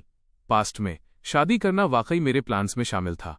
बस कुछ ही महीने बीते थे और अब मैं सच में वेडिंग हॉल में कदम रखने वाला हूं। बस दुल्हन वो इंसान नहीं है जिसे मैंने कभी तय किया था। पिछली बातों को याद करते हुए मुझे सब कुछ धुंधला सा लगा, और मेरे बगल में वो इंसान जो मेरे साथ एक नई कहानी शुरू करेगा, वो यीहान होगी। मुझे नहीं पता कि आगे का रास्ता कैसा होगा। ये भी नहीं पता कि ये शादी कब तक चलेगी, और ये तो बिल्कुल नहीं पता कि बाद में मुझे जल्दी शादी करने के इस फैसले पर पछतावा होगा या नहीं। इन तमाम अनजान चीजों के लिए मैं कोई उम्मीद नहीं रखता और ना ही कोई नेगेटिव ख्याल रखता हूं। खैर, 3 दिनों के छोटे से कॉन्टैक्ट में यीहान ने मुझ पर काफी अच्छा इंप्रेशन छोड़ा है। वो और लुआ 2 बिल्कुल अपोजिट इंसान हैं। जब मैं उसके साथ होता हूं तो वो कभी ऐसे मजाक नहीं करती जिससे मुझे चिढ़ हो। मुझे देखने वाली उसकी आंखें हमेशा ध्यान देने वाली और फोकस्ड होती हैं। वो कई दोस्तों से कॉन्टैक्ट करेगी, मेरे लिए ऐसी दवा ढूंढने में मदद करेगी जो निशानों को मिटा सके। वो करीब आने की कोशिश करेगी, मेरी पसंद और खुशियों को जानेगी, फिर भी धीरे धीरे फासले को एक सही लेवल तक कंट्रोल करेगी। मुझे भी उसके चुपचाप मेरे पास होने की आदत हो गई, उसकी कोमल और बारीक देखभाल की आदत हो गई। जैसे अब यीहान जानती है कि मैं इंजर्ड हूं और मुझे दिक्कत होगी, इसलिए उसने खास तौर पर मेरे जितने कद और बॉडी टाइप वाले एक कजिन को वेडिंग सूट ट्राई करने के लिए बुलाया। साफ है कि ये हम दोनों का मामला है, फिर भी वो सब कुछ इतनी सोच समझकर अरेंज करती है। हर चीज इतनी परफेक्ट की गई है कि उसमें कोई कमी नहीं निकाली जा सकती। मुझे सुकून महसूस हुआ।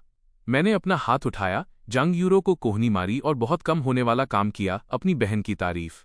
दीदी, दुल्हन चुनने की तुम्हारी पसंद वाकई बहुत अच्छी है। मैं बहुत संतुष्ट हूं। बेशक मुझ जैसे एक्सीलेंट इंसान की पसंद बुरी कैसे हो सकती है। जंग यूरो का चेहरा गर्व से भरा देख मैंने भी उसका साथ देते हुए थम्सअप किया, फिर अपनी आवाज धीमी करके टटोलना शुरू किया। तो इतनी एक्सीलेंट लड़की मुझसे शादी करने के लिए कैसे मान गई? इस टॉपिक पर बात करते ही जंग यूरो की भौहें तन गईं और वो और भी ज्यादा प्राउड लगने लगी। यीहान बचपन से ही फेमस आइस माउंटेन रिसर्चर रही है। उसका पूरा ध्यान अपने मेडिकल करियर पर रहा है। उसकी नज़रों में प्यार मोहब्बत बस गुजरते हुए बादल हैं।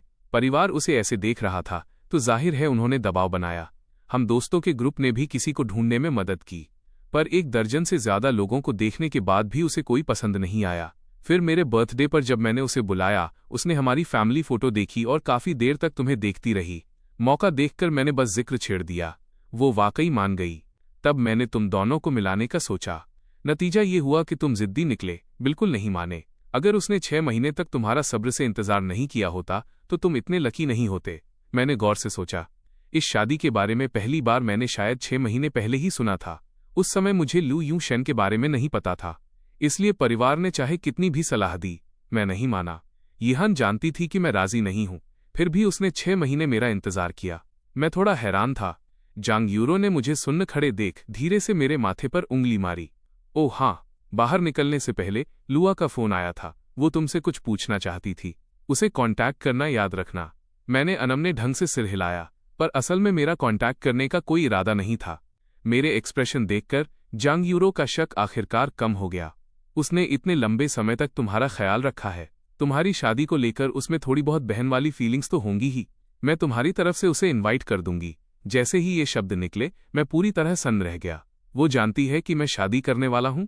जंग यूरो ने अपनी आंखें सिकोड़ी, बाहर जाने से पहले हुई बातों को याद किया और मेरा वो शौक से भरा चेहरा नोटिस नहीं किया।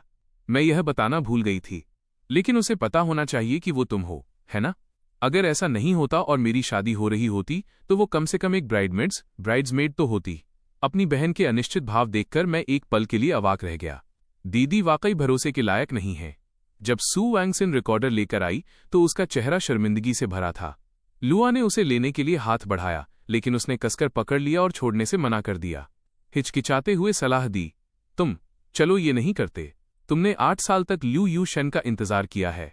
कुछ चीजों को गहराई से खोदने की जरूरत नहीं है। तुम्हारे और उसके लिए यही बेहतर है। अपनी बेस्ट फ्रेंड के मुंह से ऐसे कोमल शब्द सुनकर लुआ तुरंत समझ गई कि इस रिकॉर्डिंग की सामग्री शायद उसकी कल्पना से कहीं ज्यादा जटिल है। जो दिल हिचकिचा रहा था वो धीरे धीरे अंतहीन अंधेरे में गिर गया। उसका चेहरा काला पड़ गया। उसने जबरदस्ती रिकॉर्डर छीन लिया और प्ले बटन दबा दिया। मुझे अभी भी समझ नहीं आता कि क्यों। तब यू शेन अचानक ब्रेकअप करके विदेश जाना चाहता था। तब मम्मी लू थीं जिन्होंने यू शेन से बात की थी। कहा था कि लू परिवार उसे लुआ से शादी करने की इजाजत नहीं देगा। फिर उसे एक बड़ी रकम दी। यू शेन तब छोटा था, डर गया था, इसलिए पैसे लिए और विदेश चला गया। बाद में हमने सुना कि मिस लू के सभी बॉयफ्रेंड यू शेन जैसे दिखते थे। फिर मजाक में उसे ये बात बताई। उसे इसके बारे में पता चला और वो तुरंत देश वापस आ गया। पक्का वो उसे भूला नहीं है। अगर वो नहीं भूला तो लुआ को सीधे क्यों नहीं बताया? लुआ भी उसे नहीं भूली है, बस उसके बोलने की देर है। वे फिर से साथ हो सकते हैं। तुम नहीं समझते। इसे ध्यान भटकाने की रणनीति, डाइवर्जनरी टैक्टिक्स कहते हैं, यून शेन ने कहा। केवल बहस करके, गुस्सा होकर, मिस लू को ये याद दिलाकर कि 8 साल पहले क्या हुआ था, वह पूरे दिल से उसके साथ रहेगी। आज लुआ को आखिरकार वो असली वजह पता चल गई कि क्यों लू यू शेन उससे ब्रेकअप करने पर अड़ा था। ये सब पैसों के लिए था। उसने उसके सामने अपना पूरा दिल रख दिया था। अप्रत्याशित रूप से अभी भी करोड़ों के ब्रेकअप पेमेंट के लायक नहीं थी। वो नहीं जानती थी कि अब उसका मूड कैसा है। बस खुद को ठंडी हंसी हंसने से नहीं रोक सकी, ये नहीं जानते हुए कि अपनी मासूमियत पर हंस रही है या उस पर। अपनी सहेली को इस हाल में देख सू वैंगसिन जान गई कि इस बार लुआ पूरी तरह निराश हो चुकी है। उसने एक लंबी आह भरी एक और वीडियो निकाला और उसे चलाया। स्क्रीन पर हॉस्पिटल का नजारा दिखा। कैमरा सिस्टर लिया की तरफ था, जो बार में बेहोश हो गई थी। धमकी दिए जाने के बाद उसने डर से भरी आंखों से कैमरे की ओर देखा और उस दिन क्या हुआ था उसके बारे में हकलाते हुए बताया। यू शेन ने मुझसे कहा था मुझसे यंग मास्टर जांग को छेड़ने को कहा कि वो अपनी जगह नहीं रह रहा है। मुझे उसे सबक सिखाने के लिए कहा। वीडियो अभी आधा ही हुआ था। लुआ अब और नहीं सुन सकी। उसने कैमरा छीना और जोर से दीवार पर दे मारा। गुस्से से लाल उसका चेहरा धीरे धीरे पीला पड़ गया। अब वहां सिर्फ राख जैसी निराशा बची थी। सफेद कमरा काफी देर तक शांत रहा, इतनी देर कि सू वांगसिन ऊँघने लगी थी। लुआ आखिरकार एक भारी आवाज में बोली, एक महफिल गैदरिंग जमा करो, सबको बुलाओ, किसी को भी मत छोड़ना। दूसरी तरफ जब हमने शादी के कपड़ों का चुनाव खत्म कर लिया तो दोनों पक्षों के दोस्तों और रिश्तेदारों ने चतुराई से जाने के बहाने ढूंढ लिए। शाम का समय होने वाली जोड़ी के लिए छोड़ दिया गया। क्षितिज पर अंतहीन शानदार सूर्यास्त को देखकर मेरा मूड बहुत अच्छा था। मैंने पहल करते हुए कहा कि मैं टहलना चाहता हूं। नदी के किनारे काफी भीड़ थी। यिहान इस डर से कि कोई मुझे धक्का न दे दे और मेरे घाव को चोट न लग जाए, मेरे दाहिनी ओर करीब खड़ी हो गई, सावधानी से मेरी रक्षा करने लगी। रास्ते में खिलौने और खाना बेचने वाले कई स्टॉल थे। मैंने एक चीज देखी, सूरजमुखी के आकार के गुब्बारों का एक गुच्छा। उसने तुरंत नोटिस किया और मेरे लिए खरीद लिया। आसपास के कई बच्चों ने देखा और उत्सुकता से देखने लगे। अपने दोस्तों से फुसफुसाते हुए बोले, ये आदमी इतना बड़ा होकर भी गुब्बारे पसंद करता है। मैंने सुना और थोड़ा शर्मिंदा महसूस किया। गुब्बारों को अपनी पीठ के पीछे छिपा लिया। यिहान ने अप्रत्याशित रूप से गुब्बारों के फूलों के कई और गुच्छे लिए और उन्हें 3 बच्चों में बांट दिया। बहुत गंभीरता से उनसे कहा, तुम बच्चे हो, मैं एक वयस्क अडल्ट हूं। जब तक हमें कुछ पसंद है, हर किसी के पास अपने फूल हो सकते हैं। बच्चे शर्मा गए और बोले, थैंक यू। गुब्बारे खींचते हुए, हंसते और खेलते हुए चले गए। यिहान मुड़ी और मुझे देखा। उसकी आंखों में एक सौम्य रोशनी चमक रही थी। क्या हुआ? मैं होश में आया, धीरे से अपना सिर हिलाया, एक फीकी मुस्कान दी। बहुत लंबे समय तक वयस्क रहने के कारण ऐसी प्यारी बातचीत सुने हुए लंबा समय हो गया था। फिर भविष्य में जब समय मिले तो चलो और टहलने चलें और घूमें। ये तुम्हारे रचनात्मक काम, क्रिएटिव वर्क के लिए भी फायदेमंद है। हर कोई तुम्हारी नई कॉमिक का इंतजार कर रहा है। अचानक उसे मेरे काम का जिक्र करते देख मेरे चेहरे पर हैरानी आ गई। तुम्हें पता है, मैं कॉमिक्स बनाता हूं। क्या तुमने मेरा काम देखा है? यिहान ने बहुत स्पष्ट रूप से स्वीकार किया कि उसने इसे देखा है। बहुत खूबसूरती से बनाया गया है। हालांकि तारीफ बहुत सरल थी, लेकिन चूंकि ये यिहान के मुंह से निकली थी, इसलिए मैं अभी भी भावुक था। ये पहली बार था जब मैंने सुना कि मेरे बगल में कोई उस सपने के लिए पहचान व्यक्त कर रहा है जिसका मैंने पीछा किया। मैंने अपनी आंखें उठाईं, पहुंच के भीतर उस सच्चे चेहरे को देखा। मेरे दिल के ख्याल और भी दृढ़ हो गए। तो क्या आपने हाल ही में प्रकाशित कॉमिक बुक पढ़ी है? मैंने बहुत सहजता से पूछा, जिससे यिहान को समझ नहीं आया कि क्या जवाब दे। लेकिन अंत में उसने अभी भी ईमानदार होना चुना। मैंने पढ़ी है। जवाब उम्मीद के मुताबिक था, जिसने मुझे राहत की सांस लेने पर मजबूर कर दिया। मैंने दूर धीरे धीरे ढलते सूर्यास्त को देखा। मेरी आवाज भी दूर की लगने लगी। अंधेरा हो रहा है, चलो एक कप कॉफी पीते हैं। उस किताब का असली अंत, मुझे लगता है कि तुम्हें जानने का हक है। ट्यूआन माउंटेन के बाहर लू परिवार का एक रिसॉर्ट है। मूल रूप से बहुत से लोग नहीं थे। मंगलवार की रात बीजिंग के हलकों में बेहद जीवंत थी। लुआ के करीबी सभी यंग मास्टर्स और लेडीज को इनविटेशन मिला था। समय पर पहुंचे। प्रवेश करते ही सभी ने देखा कि हॉल एक शादी की तरह सजाया गया था। सभी ने हैरानी से एक दूसरे की ओर देखा। क्या मिस लू शादी का प्रस्ताव दे रही हैं फिर? मुख्य पात्र मेन कैरेक्टर है। सबने इधर उधर देखा। अभी अभी सार्वजनिक किए गए छोटे बॉयफ्रेंड की परछाई भी नहीं दिखी, इसलिए उन्होंने अपनी नजरें ल्यू यूं शेन पर टिका दीं जो स्मार्ट कपड़े पहने हुए था। फुसफुसाहट वाली चर्चाएं होने लगीं। नए कपड़े पुराने जितने अच्छे नहीं होते, नया इंसान पुराने जितना अच्छा नहीं होता। ऐसा लगता है कि मिस लू ने आखिरकार अपने पहले प्यार को चुना है। बेचारे एक्स बॉयफ्रेंड का ब्रेकअप हो गया होगा। हर जगह फुसफुसाहट सुनकर और हॉल को कवर करते हुए सभी रंगों के गुलाबों को देखकर ल्यू यूं शेन की आंखें गर्व से भरी थीं। वो जानता था, लुआ अंततः उसे ही चुनेगी। उसने उसे 8 साल तक प्यार किया, दिल नहीं बदला। जांग यिचिन की उससे मुकाबला करने की क्या औकात थी। बहुत जल्द पार्टी के चरम पर लुआ अभी तक दिखाई नहीं दी थी। अचानक रोमांटिक पियानो संगीत बजने के साथ एक सुंदर पोशाक पहने हुए वो दिखाई दी। उसके हाथ में लाल गुलाबों का एक गुलदस्ता था। पूरे कमरे की नजरों के सामने वो लू यू शेन के पास गई, अपनी जेब से एक रिंग बॉक्स निकाला। जैसे ही बॉक्स खुला, 10 कैरेट की हीरे की अंगूठी सबके सामने आ गई, जिससे पूरे कमरे में तारीफों की आवाजें गूंज उठीं। सब हैरान होकर चिल्लाए, क्या ये वही इटर्नल हार्ट नहीं है जिसकी कुछ दिन पहले 1 बिलियन में नीलामी हुई थी? अप्रत्याशित रूप से अब यह मिस लू के हाथों में थी। इस अंगूठी का इस्तेमाल प्रपोज करने के लिए करना। मिस लू और यंग मास्टर लू का प्यार वाकई बहुत गहरा है। ये तारीफ भरी आवाजें ल्यू यू शेन के कानों में पड़ीं, जिससे उसका कॉन्फिडेंस और बढ़ गया। उसने अपना ठुड्डी थोड़ी ऊपर उठाई। उसके चेहरे पर आत्मविश्वास कई गुना बढ़ गया था। लेकिन लुआ के सामने उसे अब भी मासूम होने का नाटक जारी रखना था, इसलिए उसने अपना हाथ मुंह पर रखा, जैसे वो बहुत सरप्राइज्ड हो। तुम? लू यूई ने कोई जवाब नहीं दिया, बल्कि अपने एक्शन से उसे जवाब दिया। वो कुछ कदम पीछे हटी, एक घुटने के बल बैठी, अपनी नशीली बादामी आंखें ऊपर उठाईं और मुस्कुराहट के साथ वही सवाल पूछा जिसका लू यूशेन सपना देख रहा था।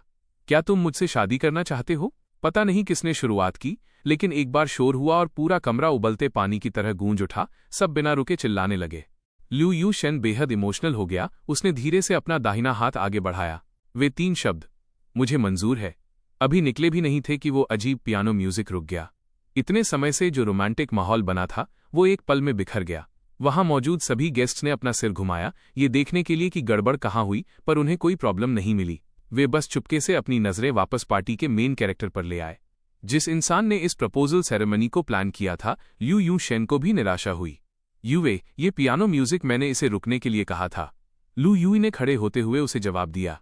जब वो सीधी खड़ी हुई और अपना सिर उठाया तो उसके चेहरे की मुस्कान पूरी तरह गायब हो चुकी थी। वहां सिर्फ एक ठंडापन बचा था। उसका एक्सप्रेशन बदलते देख कई लोगों को महसूस हुआ कि कुछ बड़ा होने वाला है। सबने अपनी सांसें रोक लीं। सिर्फ लू यू शेन, जो अब भी प्रपोज किए जाने के सपने में डूबा था, हमेशा की तरह नखरे और एक्टिंग कर रहा था। इस तरह मैं राजी नहीं होऊंगा। लुआ का चेहरा पूरी तरह बेरुखा था। उसने सिर हिलाया और एक ऐसी बात कही जिससे पूरे कमरे की आंखें फटी रह गईं। तुम राजी हो या नहीं, इससे कोई फर्क नहीं पड़ता, क्योंकि जिस इंसान को मैं प्रपोज करना चाहती थी वो तुम कभी थे ही नहीं। लू यू शेन ने उसे अविश्वास के साथ देखा। उसका पूरा शरीर अनियंत्रित रूप से कांप रहा था। तुम्हारा क्या मतलब है? इसका क्या मतलब है? लुआ ने कैजुअली अपने हाथ का गुलदस्ता जमीन पर फेंक दिया, फिर एक झटके के साथ अपनी हथेली में मौजूद रिंग बॉक्स को बंद कर दिया। इसका मतलब है कि वो इंसान जिसे मैं प्रपोज करना चाहती हूँ वो तुम नहीं हो, लू यून शेन। बात खत्म होते ही पूरा हॉल सन्नाटे में डूब गया। सिर्फ हल्की सांसों की आवाजें बची थीं। लुआ को इस बात की परवाह नहीं थी कि अब उसका एक्सप्रेशन कैसा है। वो मुड़ी और चारों दिशाओं में गेस्ट के सामने झुकी। उसकी आवाज में एक मुस्कान थी। सॉरी एवरीवन, आज बस एक प्रपोजल रिहर्सल थी। इस रविवार को मैं इसी जगह इसी समय अपने बॉयफ्रेंड को प्रपोज करूंगी। उस समय मुझे उम्मीद है कि आप सब शामिल होंगे। जो लोग इन सर्कल्स में जगह बना सकते थे वे सब तेज दिमाग वाले लोग थे। वे जल्दी समझ गए। आज जो कुछ भी हुआ वो सिर्फ लू यू शेन को नीचा दिखाने के लिए था। सबने खुशी खुशी लुआ का सम्मान किया। सबने ऐसा दिखावा किया जैसे कुछ हुआ ही नहीं और एक सुर में हाथ हिलाया। कोई बात नहीं, कोई बात नहीं। उस समय मिस लू को सपोर्ट करने जरूर आएंगे। मिस लू के प्रपोजल के लिए इतनी भव्य रिहर्सल की जरूरत है। यंग मास्टर जांग वाकई बहुत लकी हैं। ल्यू यू शेन के लिए चारों तरफ से आती इन ढकी छिपी आवाजों ने लगभग टूट सा गया था। बिना किसी शक के ये आग में घी डालने जैसा था। उसे अब अपनी इज्जत की कोई परवाह नहीं थी। वो लुआ की तरफ मुड़ा और चिल्लाया, लुआ, तुम्हारी हिम्मत कैसे हुई गेम खेलने की? वहां फिर से सन्नाटा छा गया। लू यूई धीरे से फिर से मुड़ी और अपना वही बेरुखा अंदाज वापस ले आई। गेम खेलना, ये शब्द सुनने में बहुत कड़वे हैं। मुझे लगता है कि मदद करना ज्यादा बेहतर है। लू यूनशेन, तुम मेरे बॉयफ्रेंड नहीं हो। अगर तुम अपने पैरों से भी सोचो तो तुम्हें पता चल जाएगा। मैं तुम्हें प्रपोज नहीं कर सकती। तुम्हें ऐसा इल्यूजन क्यों हुआ? लू यूनशेन इतना गुस्से में था कि उसने अपनी सोचने समझने की शक्ति पूरी तरह खो दी थी। उसने एक पागल की तरह अपने पास खड़े शैंपेन टॉवर को धक्का दे दिया। तुम्हारी हिम्मत कैसे हुई मुझे इस तरह ह्यूमिलिएट करने की? बाद में रिग्रेट मत करना। लेकिन लुआ अभी भी बिना हिले डुले खड़ी रही और उस ठंडी वाइन को अपने ऊपर गिरने दिया। उसने अपनी पॉकेट से एक रुमाल निकाला और धीरे से अपने चेहरे से वाइन के दाग पोंछे। उसकी आंखों ने उसे एक पल के लिए भी भाव देना जरूरी नहीं समझा। रिग्रेट? मेरी शादी होने वाली है। रिग्रेट करने के लिए क्या बचा है? तुम्हें गुस्सा दिलाने के लिए रिग्रेट? 8 साल पहले बिना किसी फैमिली बैकग्राउंड वाले एक एक्स बॉयफ्रेंड की वजह से ब्रेकअप करने के लिए रिग्रेट? क्या रिग्रेट करना जरूरी है? उसका हर एक वर्ड और हर सेंटेंस लू यूशेन के दिल में चुभ रहा था। आसपास बढ़ते हुए मजाक और हंसी को सुनकर वो खुद को रोक नहीं पाया और हॉल से बाहर भाग गया। जैसे ही वो दरवाजे की तरफ भागा, पुलिस ने दरवाजा खोलकर उसका रास्ता रोक लिया। लू यूनशेन, सही कहा ना? किसी ने रिपोर्ट की है कि आप एक अटेम्प्टेड रेप केस में इन्वॉल्व हैं। प्लीज हमारे साथ चलिए। अचानक अपने सामने पुलिस को देखकर लू यूशेन पूरी तरह सन्न रह गया। उसने अचानक अपना सिर घुमाया तो उसकी नजर लू यूई की बेहद ठंडी आंखों से मिली। लिया ने सब सच बता दिया है।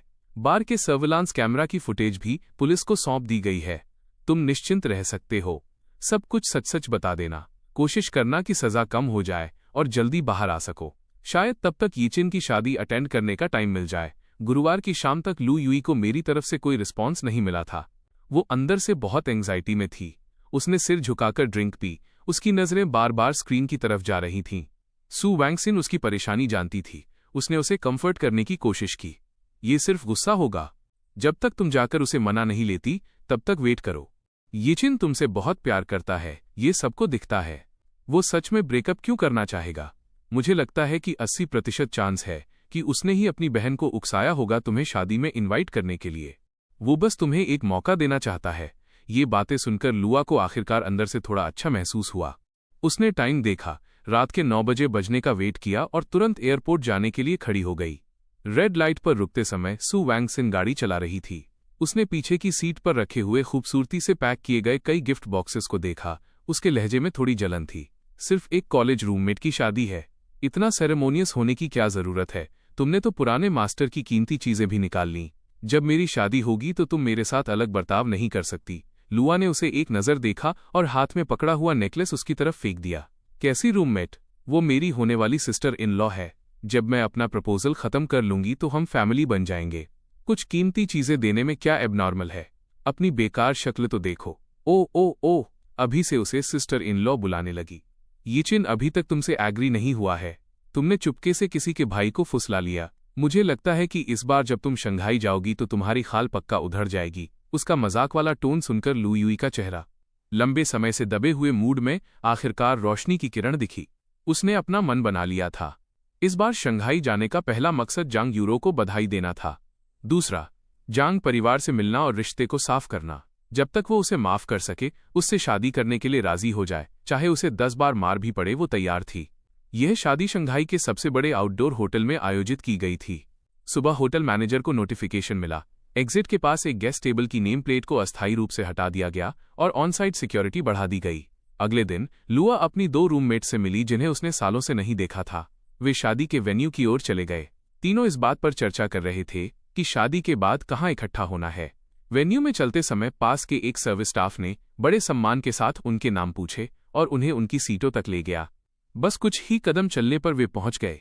लुआ ने मेन स्टेज से दूर वाली पोजीशन और आसपास आते जाते लोगों को देखा, फिर हंसते हुए कोसा, जांग यूरो, इस लड़की ने हम तीनों को हजारों मील दूर से बुलाया। नतीजा ये कि हमें इस छिपे हुए कोने में बिठा दिया। ये तो बहुत ज्यादा है। दोनों रूममेट्स ने उसकी बात का पुरजोर समर्थन किया। दोनों ने कुछ शिकायतें की। इतनी दूर से तो बाद में हमें दूल्हे और दुल्हन के चेहरे तक नहीं दिखेंगे। खुद आने की क्या जरूरत थी? होटल में बैठकर लाइव स्ट्रीम देख लेना बेहतर होता। यहां से तो पक्का ज्यादा साफ दिखता। कौन कहता है कि नहीं? अगर वो मुझे मिल जाए तो मैं उसे छोड़ूंगी नहीं। उसे कम से कम 2 लात तो जरूर मारूंगी। तीनों ने शिकायतें की, पर सम्मान के खातिर वहीं बैठ गए। लुआ ने अपना फोन निकाला, कुछ तस्वीरें लीं और एक सवाल के साथ जांग यूरो को भेज दी। इतनी दूर, क्या तुम अपनी बेस्ट फ्रेंड के साथ ऐसा बर्ताव करती हो? दूसरी तरफ शायद काफी समय से बिजी होने के कारण कोई जवाब नहीं आया। लू युई को भी पता था कि आज वो फ्री नहीं होगी, इसलिए उसने दबाव नहीं डाला। बस धीरे धीरे रेड वाइन का लुत्फ लेने लगी और मन ही मन शानदार सजावट की तारीफ करने लगी। वो सालों बाद एक दूसरे को न देख पाने पर भी हैरान थी। जांग यूरो, जो रोमांस के बारे में कुछ नहीं जानती थी, अब आर्ट के साथ खेल रही है। अच्छी वाइन, खूबसूरत नज़ारा। ये माहौल बिल्कुल भी उसके स्टाइल जैसा नहीं लग रहा था। शादी शुरू होने से 1 मिनट पहले मेज पर रखे फोन की घंटी बजी। लुआ ने उसे देखने के लिए उठाया। ये जांग यूरो का मैसेज था। उसने 2 लाइनों में जवाब दिया, तुम्हारी सीटें मैंने अरेंज की थीं। मुझे याद है कि वो स्टेज के पास वाली टेबल थी। लुआ ने अभी रिएक्ट भी नहीं किया था कि शादी का म्यूजिक समय पर शुरू हो गया। उसने आवाज सुनी और अपना सिर ऊपर उठाया, फिर देखा कि स्टेज से 20 मीटर दूर का दरवाजा खुला। काले रंग का सूट पहने एक आदमी धीरे धीरे वेन्यू में दाखिल हुआ। स्टेज के बीच में खड़ा हो गया। लू युई को थोड़ा कम दिखाई देता था। दूर से स्थिति साफ नहीं दिख रही थी। उसने अपना हाथ बढ़ाया और साथ बैठी रूममेट की बांह को कोहनी मारी। क्या जांग यूरो अब आ रही है? ये सवाल सुनकर उसके पास बैठे दोनों लोगों ने एक साथ अपना सिर घुमाया और उसे हैरानी से देखने लगे। आज वो स्टेज पर क्या कर रहा है? क्या उसकी शादी नहीं है? क्या जांग यूरो की शादी नहीं हो रही? तो फिर उसने हमें यहाँ क्यों बुलाया? लुआ के चेहरे के भाव तुरंत जम गए। उसने झिझकते हुए पूछा, दुल्हन वो नहीं है? बेशक नहीं, वो शंघाई के ही परिवार की दूसरी मिस है, यी सिहान। नाम यिहान। लुआ को निश्चित रूप से पता था। आखिरकार वाई परिवार की दूसरी मिस, एक फेमस, कम उम्र में ही एक जीनियस जिसने बचपन से ही काफी कुछ हासिल कर लिया था, वो ऐसी शख्सियत थी जिसका बड़े लोग अक्सर जिक्र करते थे। बस बात ये थी कि लू परिवार बीजिंग में बहुत दूर था और मूल रूप से शंघाई एरिया से उसका कोई कनेक्शन नहीं था, इसलिए वो इस प्रमुख हस्ती यिहान से कभी नहीं मिली थी। शादी हो रही थी और जांग यूरो ने उसे आने के लिए बुलाया था। क्या आज जांग परिवार अपनी बहू का स्वागत कर रहा है? लेकिन क्या जांग परिवार का सिर्फ एक ही बेटा जांग यिचिन नहीं है, या फिर ये कोई चचेरा ममेरा भाई बहन है जिसके बारे में वो नहीं जानती? लुआ इस वक्त अंदर से काफी उलझन में थी। नानक्सिंग और सूडियन दोनों वाइन ग्लास थामे खड़े हो गए और हैरान होने लगे। याद है जब हम पहली बार यिचिन से मिले थे? वो तब भी हाई स्कूल का स्टूडेंट था। उम्मीद नहीं थी कि अब उसकी शादी भी हो गई। सच में समय तीर की तरह भागता है। कौन कहेगा कि ऐसा नहीं है? इतना हैंडसम जवान लड़का। अगर उसने किसी और से शादी की होती तो मुझे थोड़ी बहुत जलन जरूर होती, लेकिन अगर वो यी सिहान है तो मेरे पास सिर्फ दो शब्द हैं, ब्लेसिंग्स, ब्लेसिंग्स। लुआ की उंगली वाइन ग्लास को हिलाते हुए रुक गई। यिचिन का नाम सुनते ही वो तुरंत ठिठक गई। जांग परिवार का कोई दूसरा बेटा है जिसका नाम यिचिन है। लू यूई अचानक खड़ी हो गई। उसने सूडियन का हाथ पकड़ा। उसकी आंखें उन दोनों पर टिकी थीं। क्या दूल्हा यिचिन है? जांग यूरो का छोटा भाई? उन दोनों को समझ नहीं आया कि वो अचानक इस तरह पागल क्यों हो गई। उन्होंने हिचकिचाते हुए सिर हिलाया। सही कहा, जांग यिचिन, वरना हमें वाइन पीने के लिए क्यों बुलाते? आज जांग यिचिन और यी सिहान की शादी है। तुम्हें नहीं पता था? अचानक सच जानकर उसका दिमाग सुन्न हो गया, जैसे कोई धमाका हुआ हो। पूरे शरीर का खून उल्टा बहने लगा और सीधे सिर की ओर दौड़ गया। एक पल में तमाशा देखने के सारे ख्याल बिना किसी निशान के गायब हो गए और उनकी जगह अंतहीन घबराहट ने ले ली। उसे अब आसपास की कोई आवाज सुनाई नहीं दे रही थी। वो एक पागल औरत की तरह कुर्सी को धक्का देकर स्टेज के बीच की ओर भागी। कई सिक्योरिटी गार्ड्स ने स्थिति बिगड़ते देख तुरंत उसका पीछा किया। जब वो बीच में पहुंची तो स्टेज का नजारा साफ देख पा रही थी। शादी अभी रिंग एक्सचेंज वाले हिस्से तक ही पहुंची थी। ऑफिसर ने माइक्रोफोन उठाकर जोर से पूछा कि क्या दूल्हा दुल्हन को अपनी पत्नी के रूप में स्वीकार करने के लिए राजी है। लुआ का दिल बुरी तरह धड़कने लगा जब उसने मुझे अंगूठी पहनाने के लिए हाथ उठाते देखा, जैसे वो सीने से बाहर निकल जाएगा। उसने अपने शरीर की पूरी ताकत लगा दी और दर्द में चिल्लाई, मत करो। तुरंत कमरे की सारी नजरें उसकी ओर मुड़ गईं। कुछ हैरान, कुछ चौंक गए, कुछ टटोल रहे थे तो कुछ नफरत भरी नजरों से देख रहे थे। उसने इनमें से कुछ भी नहीं देखा। उसने सिर्फ मुझे अपना सिर थोड़ा झुकाते हुए और एक शांत नजर डालते हुए देखा। ये नजर उस पर बहुत देर तक नहीं रुकी, बस हल्की सी छूकर निकल गई। पीछे के सिक्योरिटी गार्ड्स को लुआ को कंट्रोल करते देख मैंने अपना सिर वापस घुमाया और माइक्रोफोन थाम लिया। पूरे कमरे की दुआओं और आवाजों के बीच मुस्कुराते हुए कहा, मुझे मंजूर है। ये शब्द लुआ ने साफ सुने। उसे गहराई से याद रहा, पूरी जिंदगी के लिए न भूलने वाला पल। इस छोटी सी गड़बड़ ने बहुत ज्यादा ध्यान नहीं खींचा। आदेशों का पालन करते हुए सिक्योरिटी गार्ड्स ने हंगामा करने वाले को वेन्यू से बाहर निकाल दिया। शादी अभी भी कायदे से चल रही थी। जिन लोगों के चेहरे के भाव बदले थे वे 4 पूर्व रूममेट बहनें थीं। बैकस्टेज पर जांग यूरो ने साफ तौर पर वहां के हालात देखे थे। जब लू युआ आगे बढ़ी, ऐसा लगा जैसे उसने कुछ भांप लिया हो। उसका चेहरा तुरंत उतर गया। सेरेमनी कोऑर्डिनेटर को ये कहते हुए सुना कि ब्राइड्समेड की स्पीच वाले हिस्से में अभी 10 मिनट बाकी हैं। उसने अपनी कलाई को थोड़ा झटका और बाहर निकल गई। जैसे ही वो दरवाजे पर पहुंची, उसकी टक्कर लू युई से हुई जो अपना आपा खो चुकी थी। साथ में नंशा और सूडियन भी थे जिन्हें समझ नहीं आ रहा था कि क्या हो रहा है। उसने अपना हाथ लहराया और लुई का कॉलर कसकर पकड़ लिया। उसकी आवाज बेहद ठंडी थी। अभी उस मत करो का क्या मतलब था? लू युई, तुम किससे बात कर रही थी? लू युई की आंखें उलझन से भरी थीं। वो जांग यूरो की तरफ देख रही थीं। एक पल के बाद आखिरकार उसका ध्यान थोड़ा केंद्रित हुआ और उसने दांत पीसते हुए कुछ शब्द कहे। जांग यिचिन से बात कर रही थी। इतने समय से जांग यूरो के दिल में जो शक जमा था वो इस सेंटेंस कन्फर्म हो गया। उसके पीले पड़ चुके चेहरे पर जबरदस्ती एक सख्त मुस्कान आई। आवाज हद से ज्यादा ठंडी थी। तुम कौन हो? तुम्हारी क्या हैसियत है जो तुम यिचिन से ऐसा कहो? मैं उसकी गर्लफ्रेंड हूं। ये शब्द अभी निकले भी नहीं थे कि जांग यूरो का एक गुस्से भरा थप्पड़ उसके चेहरे पर जड़ दिया गया। मैंने तुमसे मेरे भाई का ख्याल रखने के लिए कहा था। तुम इस तरह उसका ख्याल रखती हो? 6 साल तक डेटिंग की और तुमने एक शब्द भी नहीं कहा। तुम मुझे क्या समझती हो? तुम यिचिन को क्या समझती हो?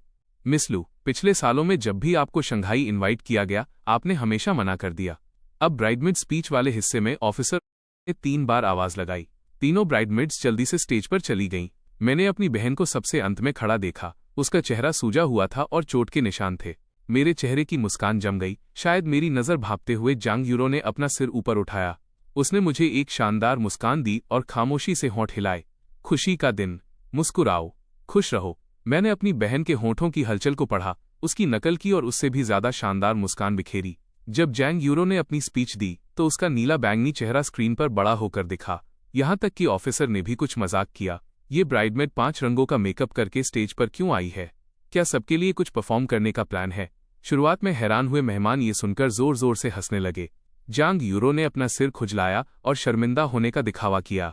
उसने माइक्रोफोन लिया जैसे वह अभी स्टेज के नीचे गिर गई हो। उसने सबको पहले ही हंसा दिया था। दरअसल मैंने एक स्पीच तैयार की थी, लेकिन अभी अभी वो कहीं गिर गई, तो अब मुझे बिना तैयारी के बोलना होगा। सब बस थोड़ा ध्यान से सुने। हालांकि मैं यहाँ स्टेज पर एक ब्राइडमेड के रूप में हूँ, लेकिन असल में मेरी एक छिपी हुई पहचान है। मैं दूल्हे की बहन हूँ। मेरा नाम जांग यूरो है। मैं जांग यीचिन की बड़ी बहन हूँ। मैं उससे 4 साल बड़ी हूँ। हम बचपन से लेकर बड़े होने तक हमेशा बहस करते रहे हैं। वो सबके साथ जेंटल रहता है, पर उसे बस मुझे चिढ़ाना पसंद है। मैं भी अक्सर उसे बुली करती हूँ, उसे नाखुश कर देती हूँ। कभी कभी मैं कुछ ज्यादा ही बुली कर देती हूँ, फिर सोचती हूँ कि माफी मांगूं या नहीं। लेकिन हर बार जब मैं उसके सामने आती हूँ तो बड़ी बहन होने का वो घमंड मुझ पर हावी हो जाता है। शर्मिंदगी की वजह से मैं माफी नहीं मांग पाती, तो इसे 10 साल से ज्यादा खींचते हुए मैंने अभी तक इसे जोर से नहीं कहा है। आज मेरे भाई और मेरी बेस्ट फ्रेंड की खुशी का दिन है। वे एक छोटा सा खुशहाल परिवार बसाने जा रहे हैं। मुझे खुशी भी महसूस हो रही है और दुख भी। बहुत ही मिला जुला सा मूड है, लेकिन फिर भी एक बड़ी बहन होने के नाते मुझे अपनी लाइफ का कुछ एक्सपीरियंस शेयर करना चाहिए। मैं येचिन से कहना चाहती हूँ कि एक बार ठोकर लगना ठीक है, बस वापस उठ खड़े हो। घाव धीरे धीरे भर जाएगा और समय के साथ दर्द भी फीका पड़ जाएगा। पहले ये मेरी चूक थी जिसकी वजह से तुम्हें दुख सहना पड़ा। आज की शिकायतों के लिए माफी। मैं सबके सामने वादा करती हूँ, भविष्य में पुरानी गलतियां बिल्कुल नहीं दोहराई जाएंगी। साथ ही अब किसी बाहर वाले को तुम्हें बुली नहीं करने दूंगी। क्या तुम अपनी बहन को माफ कर सकते हो? बोलते बोलते जांग यूरो अब बिना आवाज के रो रही थी। वहां मौजूद ऑडियंस को लगा कि वो जुदाई बर्दाश्त नहीं कर पा रही है। सबने प्यार भरी मुस्कान दी। सिर्फ मैं अपनी बहन की बातों का मतलब समझ रहा था कि वो किस बात के लिए माफी मांग रही है। मेरा दिल भर आया, आंखों में भी आंसू आ गए। मेरे पास खड़ी यहान ने मुझे देखा। उसकी आवाज पानी की तरह कोमल थी। जाओ। मैं खुद पर कंट्रोल नहीं कर पाया। तेजी से दौड़कर अपनी बहन के गले लग गया। भाई बहन ने एक दूसरे को कसकर गले लगाया। आंसू आपस में मिलकर एक हो गए। शादी खत्म होने के बाद मैंने यहान का हाथ थामा और अपने नए घर जाने की तैयारी करने लगा। पहली बार कसकर हाथ थामे हुए 2 लोग नए शादीशुदा पति पत्नी थे। कपल ने सामने के दरवाजे की भीड़ से परहेज किया। पीछे के दरवाजे की ओर चलते हुए दरवाजा धकेलते ही मेरी नज़र कुछ मीटर दूर खड़ी लू युई पर पड़ी। इसलिए नहीं कि मेरे मन में अभी भी अपने एक्स के लिए कोई फीलिंग्स बची थीं, बल्कि इसलिए क्योंकि उसका पिटा हुआ चेहरा, नीली नाक और सूजे हुए गाल वाकई कुछ ज्यादा ही थे और ध्यान खींच रहे थे। उसे इस हालत में देखने तक मैं आखिरकार समझ गया कि मेरी बहन की लड़ाई क्यों हुई थी, यहाँ तक कि उसने उसके कपड़े भी फाड़ दिए थे। समझने लायक बात थी। मैं उसका छोटा भाई था जो उसकी आंखों के सामने बड़ा हुआ था। वो इतनी जोर से कैसे नहीं मारती? लुआ नहीं जानती थी कि मैं क्या सोच रहा हूँ। मुझे देखते ही वो तुरंत आगे बढ़ी, लेकिन उसे 5 कदम दूर ही रोक दिया गया। वो अब बहुत परेशान थी। दांत पीसते हुए सामने खड़ी यहान को देख रही थी। उसकी आवाज धमकियों से भरी थी। यहान, मैं तुम्हें नहीं ढूंढ रही हूँ। यहान ने धीरे से सिर हिलाया, चेहरा बेरुखा था। मुझे पता है, मैं बस तुम्हें बताना चाहती हूँ, मेरा हस्बैंड तुमसे नहीं मिलना चाहता। मेरा हस्बैंड। इन 2 शब्दों ने उसे बुरी तरह भड़का दिया। लुआ ने यहान का कॉलर पकड़ लिया। उसके भाव बेहद हिंसक हो गए। क्या तुम मरना चाहती हो? यहान ने उसकी कलाई पर नजर डाली। उसकी आंखों के नीचे एक ठंडी रोशनी चमकी। क्या तुम श्योर हो? मैं तुम्हें याद दिला दूं, अगर तुम्हारे बाएं हाथ पर एक और करारी चोट लगी तो ये पूरी तरह से बेकार हो जाएगा। डर है कि तुम अपनी बाकी जिंदगी वेस्टर्न फूड नहीं खा पाओगी। लुआ ने अभी अपना मुंह खोला ही था कि मैंने उसे बीच में ही रोक दिया। सीहान, कार में बैठो और पहले मेरा इंतजार करो। मुझे इसे खुद हैंडल करने दो। यहान वाकई हमें अकेला नहीं छोड़ना चाहती थी, लेकिन आखिरकार उसने मेरे फैसले का सम्मान किया। लुआ का हाथ हटाया, धीरे से दूर खड़ी कार की ओर चली गई। मुझे हाथ हिलाया, एक हल्की मुस्कान दी और मुझे बेफिक्र रहने के लिए कहा। जब मैं लुआ का सामना करने के लिए मुड़ा तो मेरे चेहरे पर सिर्फ ठहरे हुए पानी जैसी शांति थी। आवाज भी बहुत उदासीन थी। ब्रेकअप लेटर तुमने देख ही लिया होगा। मेरी शादी हो चुकी है। भविष्य में हम फिर कभी नहीं मिलेंगे। अगर तुम्हें कुछ भी कहना है तो सब एक साथ कह दो। आज लू युई का दिल, जो अभी अभी पानी की सतह तक उठा था, इन सेंटेंस की वजह से फिर से झील के अंधेरे तल में धकेल दिया गया। उसका चेहरा कई डिग्री पीला पड़ गया, आंखों में कुछ घबराहट झलक रही थी, आवाज जिद से भरी थी। यिचिन, मैंने ब्रेकअप के लिए एग्री नहीं किया है। यह मान्य नहीं है। क्या तुम मेरे साथ बीजिंग वापस आ सकते हो? और मैंने तुम्हें प्रपोज करने की तैयारी भी कर ली है। पास्ट में क्या तुमने मुझसे वादा नहीं किया था कि इस लाइफटाइम में तुम सिर्फ मुझसे शादी करोगे? उसकी घबराहट देखकर एक चमकती हुई रिंग निकालते हुए मैंने उसके सामने अपना हाथ उठाया। मेरी कलाई से 10 सेंटीमीटर ऊपर तक के सारे घाव मेरी अनामिका उंगली के जोड़ तक फैले हुए थे। काली जैकेट और काली दवा का मिश्रण किसी प्राचीन पेंटिंग के काले ड्रैगन जैसा लग रहा था, जिसे देखकर किसी को भी डर लग जाए। लुआ ने बस एक बार देखा और अपनी नजरें नीचे झुकाने से खुद को नहीं रोक सकी। अब मुझमें सीधे मेरी आंखों में देखने की हिम्मत नहीं बची थी। थोड़ी देर चुप रहने के बाद वो भारी आवाज में बोली। आखिरकार उसने कहा, सॉरी। मुझे उसकी माफी की जरूरत नहीं थी, क्योंकि आधा महीने से ज्यादा समय बीत चुका था। मेरे हाथ के घावों की पपड़ी अब दर्द नहीं करती थी, बस थोड़ी खुजली होती थी। मैं बस उसे अपने घाव पर सजी रिंग दिखाना चाहता था, बस इतना ही। ये डायमंड रिंग मैंने और यिहान ने साथ मिलकर चुनी थी। मुझे ये पहली नज़र में ही पसंद आ गई थी। एक 3 कैरेट का जेड। हालांकि ये लुआ के हाथ की अंगूठी जितनी भव्य नहीं थी, लेकिन ये वही स्टाइल था जो मुझे पसंद आया था जब यिहान ने इसे खरीदा था। उसने मुझसे एक बात कही थी जो मुझे अब तक याद है। सच तो ये है कि जिस पल मैंने तुम्हारी फोटो देखी थी, मेरे दिल में एक पूर्वाभास प्रेमोनिशन जागा था कि मुझे अपनी बाकी जिंदगी तुम्हारे साथ बितानी है। हालांकि ये शब्द सुनने में अजीब लग सकते हैं, लेकिन मैं तुम्हें बताना चाहती हूं कि मैंने जो फैसला किया है वो कभी नहीं बदलेगा। ऐसी चीजें, ऐसे लोग, प्लीज मुझ पर भरोसा करो। इस बार मैंने उसे केवल 3 शब्दों में जवाब दिया। मैं बिना पीछे हटने का रास्ता छोड़े मामलों पर फैसला करता हूं। वापस नहीं मुड़ूंगा। मैंने जिंदगी भर हाथ थामने के लिए जिस इंसान को चुना है, उसे जरूर एक मौका दूंगा। जहां तक मेरी और लुआ की बात है, असल में शुरुआत से ही वो एक गलती थी। मुझे ये समझने में 8 साल लग गए कि मैं गलत रास्ते पर था। मैं वही गलती दोबारा कैसे दोहरा सकता था? इसलिए मैंने दृढ़ आंखों से जवाब दिया, उसे साफ और पारदर्शी तरीके से बताते हुए कहा, लुआ, जिस इंसान को तुम पसंद करती थी वो मैं कभी था ही नहीं, बल्कि मुझ पर लू यान की एक धुंधली परछाई थी। मेरे ब्रेकअप प्रपोज करने की वजह ये नहीं थी कि मैं गुस्से में था, ये भी नहीं था कि मैं तुम्हारे मनाने का इंतजार कर रहा था, बल्कि इसलिए क्योंकि मैं अब तुमसे प्यार नहीं करता।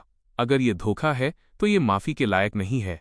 क्या तुम्हें वो बात याद है जो तुमने कही थी? तुमने मुझे 6 साल तक धोखा दिया। मैं तुम्हें माफ नहीं करना चाहता, साथ ही तुमसे नफरत भी नहीं करना चाहता। बस तुम्हारे साथ सब खत्म करना चाहता हूं, अपनी किस्मत का अंत। एक एक शब्द, एक एक सेंटेंस किसी तेज ब्लेड की तरह लू युई के दिल को 1000 बार काट रहा था। वो इस नतीजे को स्वीकार नहीं कर पा रही थी। वो लगातार अपना सिर हिला रही थी। मैंने उसकी तरफ नहीं देखा, बल्कि उस इंसान की तरफ मुड़कर देखा जो मेरा इंतजार कर रहा था। मेरा एक नया परिवार है, मैं एक नया करियर शुरू करने वाला हूं। मेरी पत्नी हमारे हनीमून की प्लानिंग कर रही है। मेरा भविष्य उज्ज्वल और साफ है।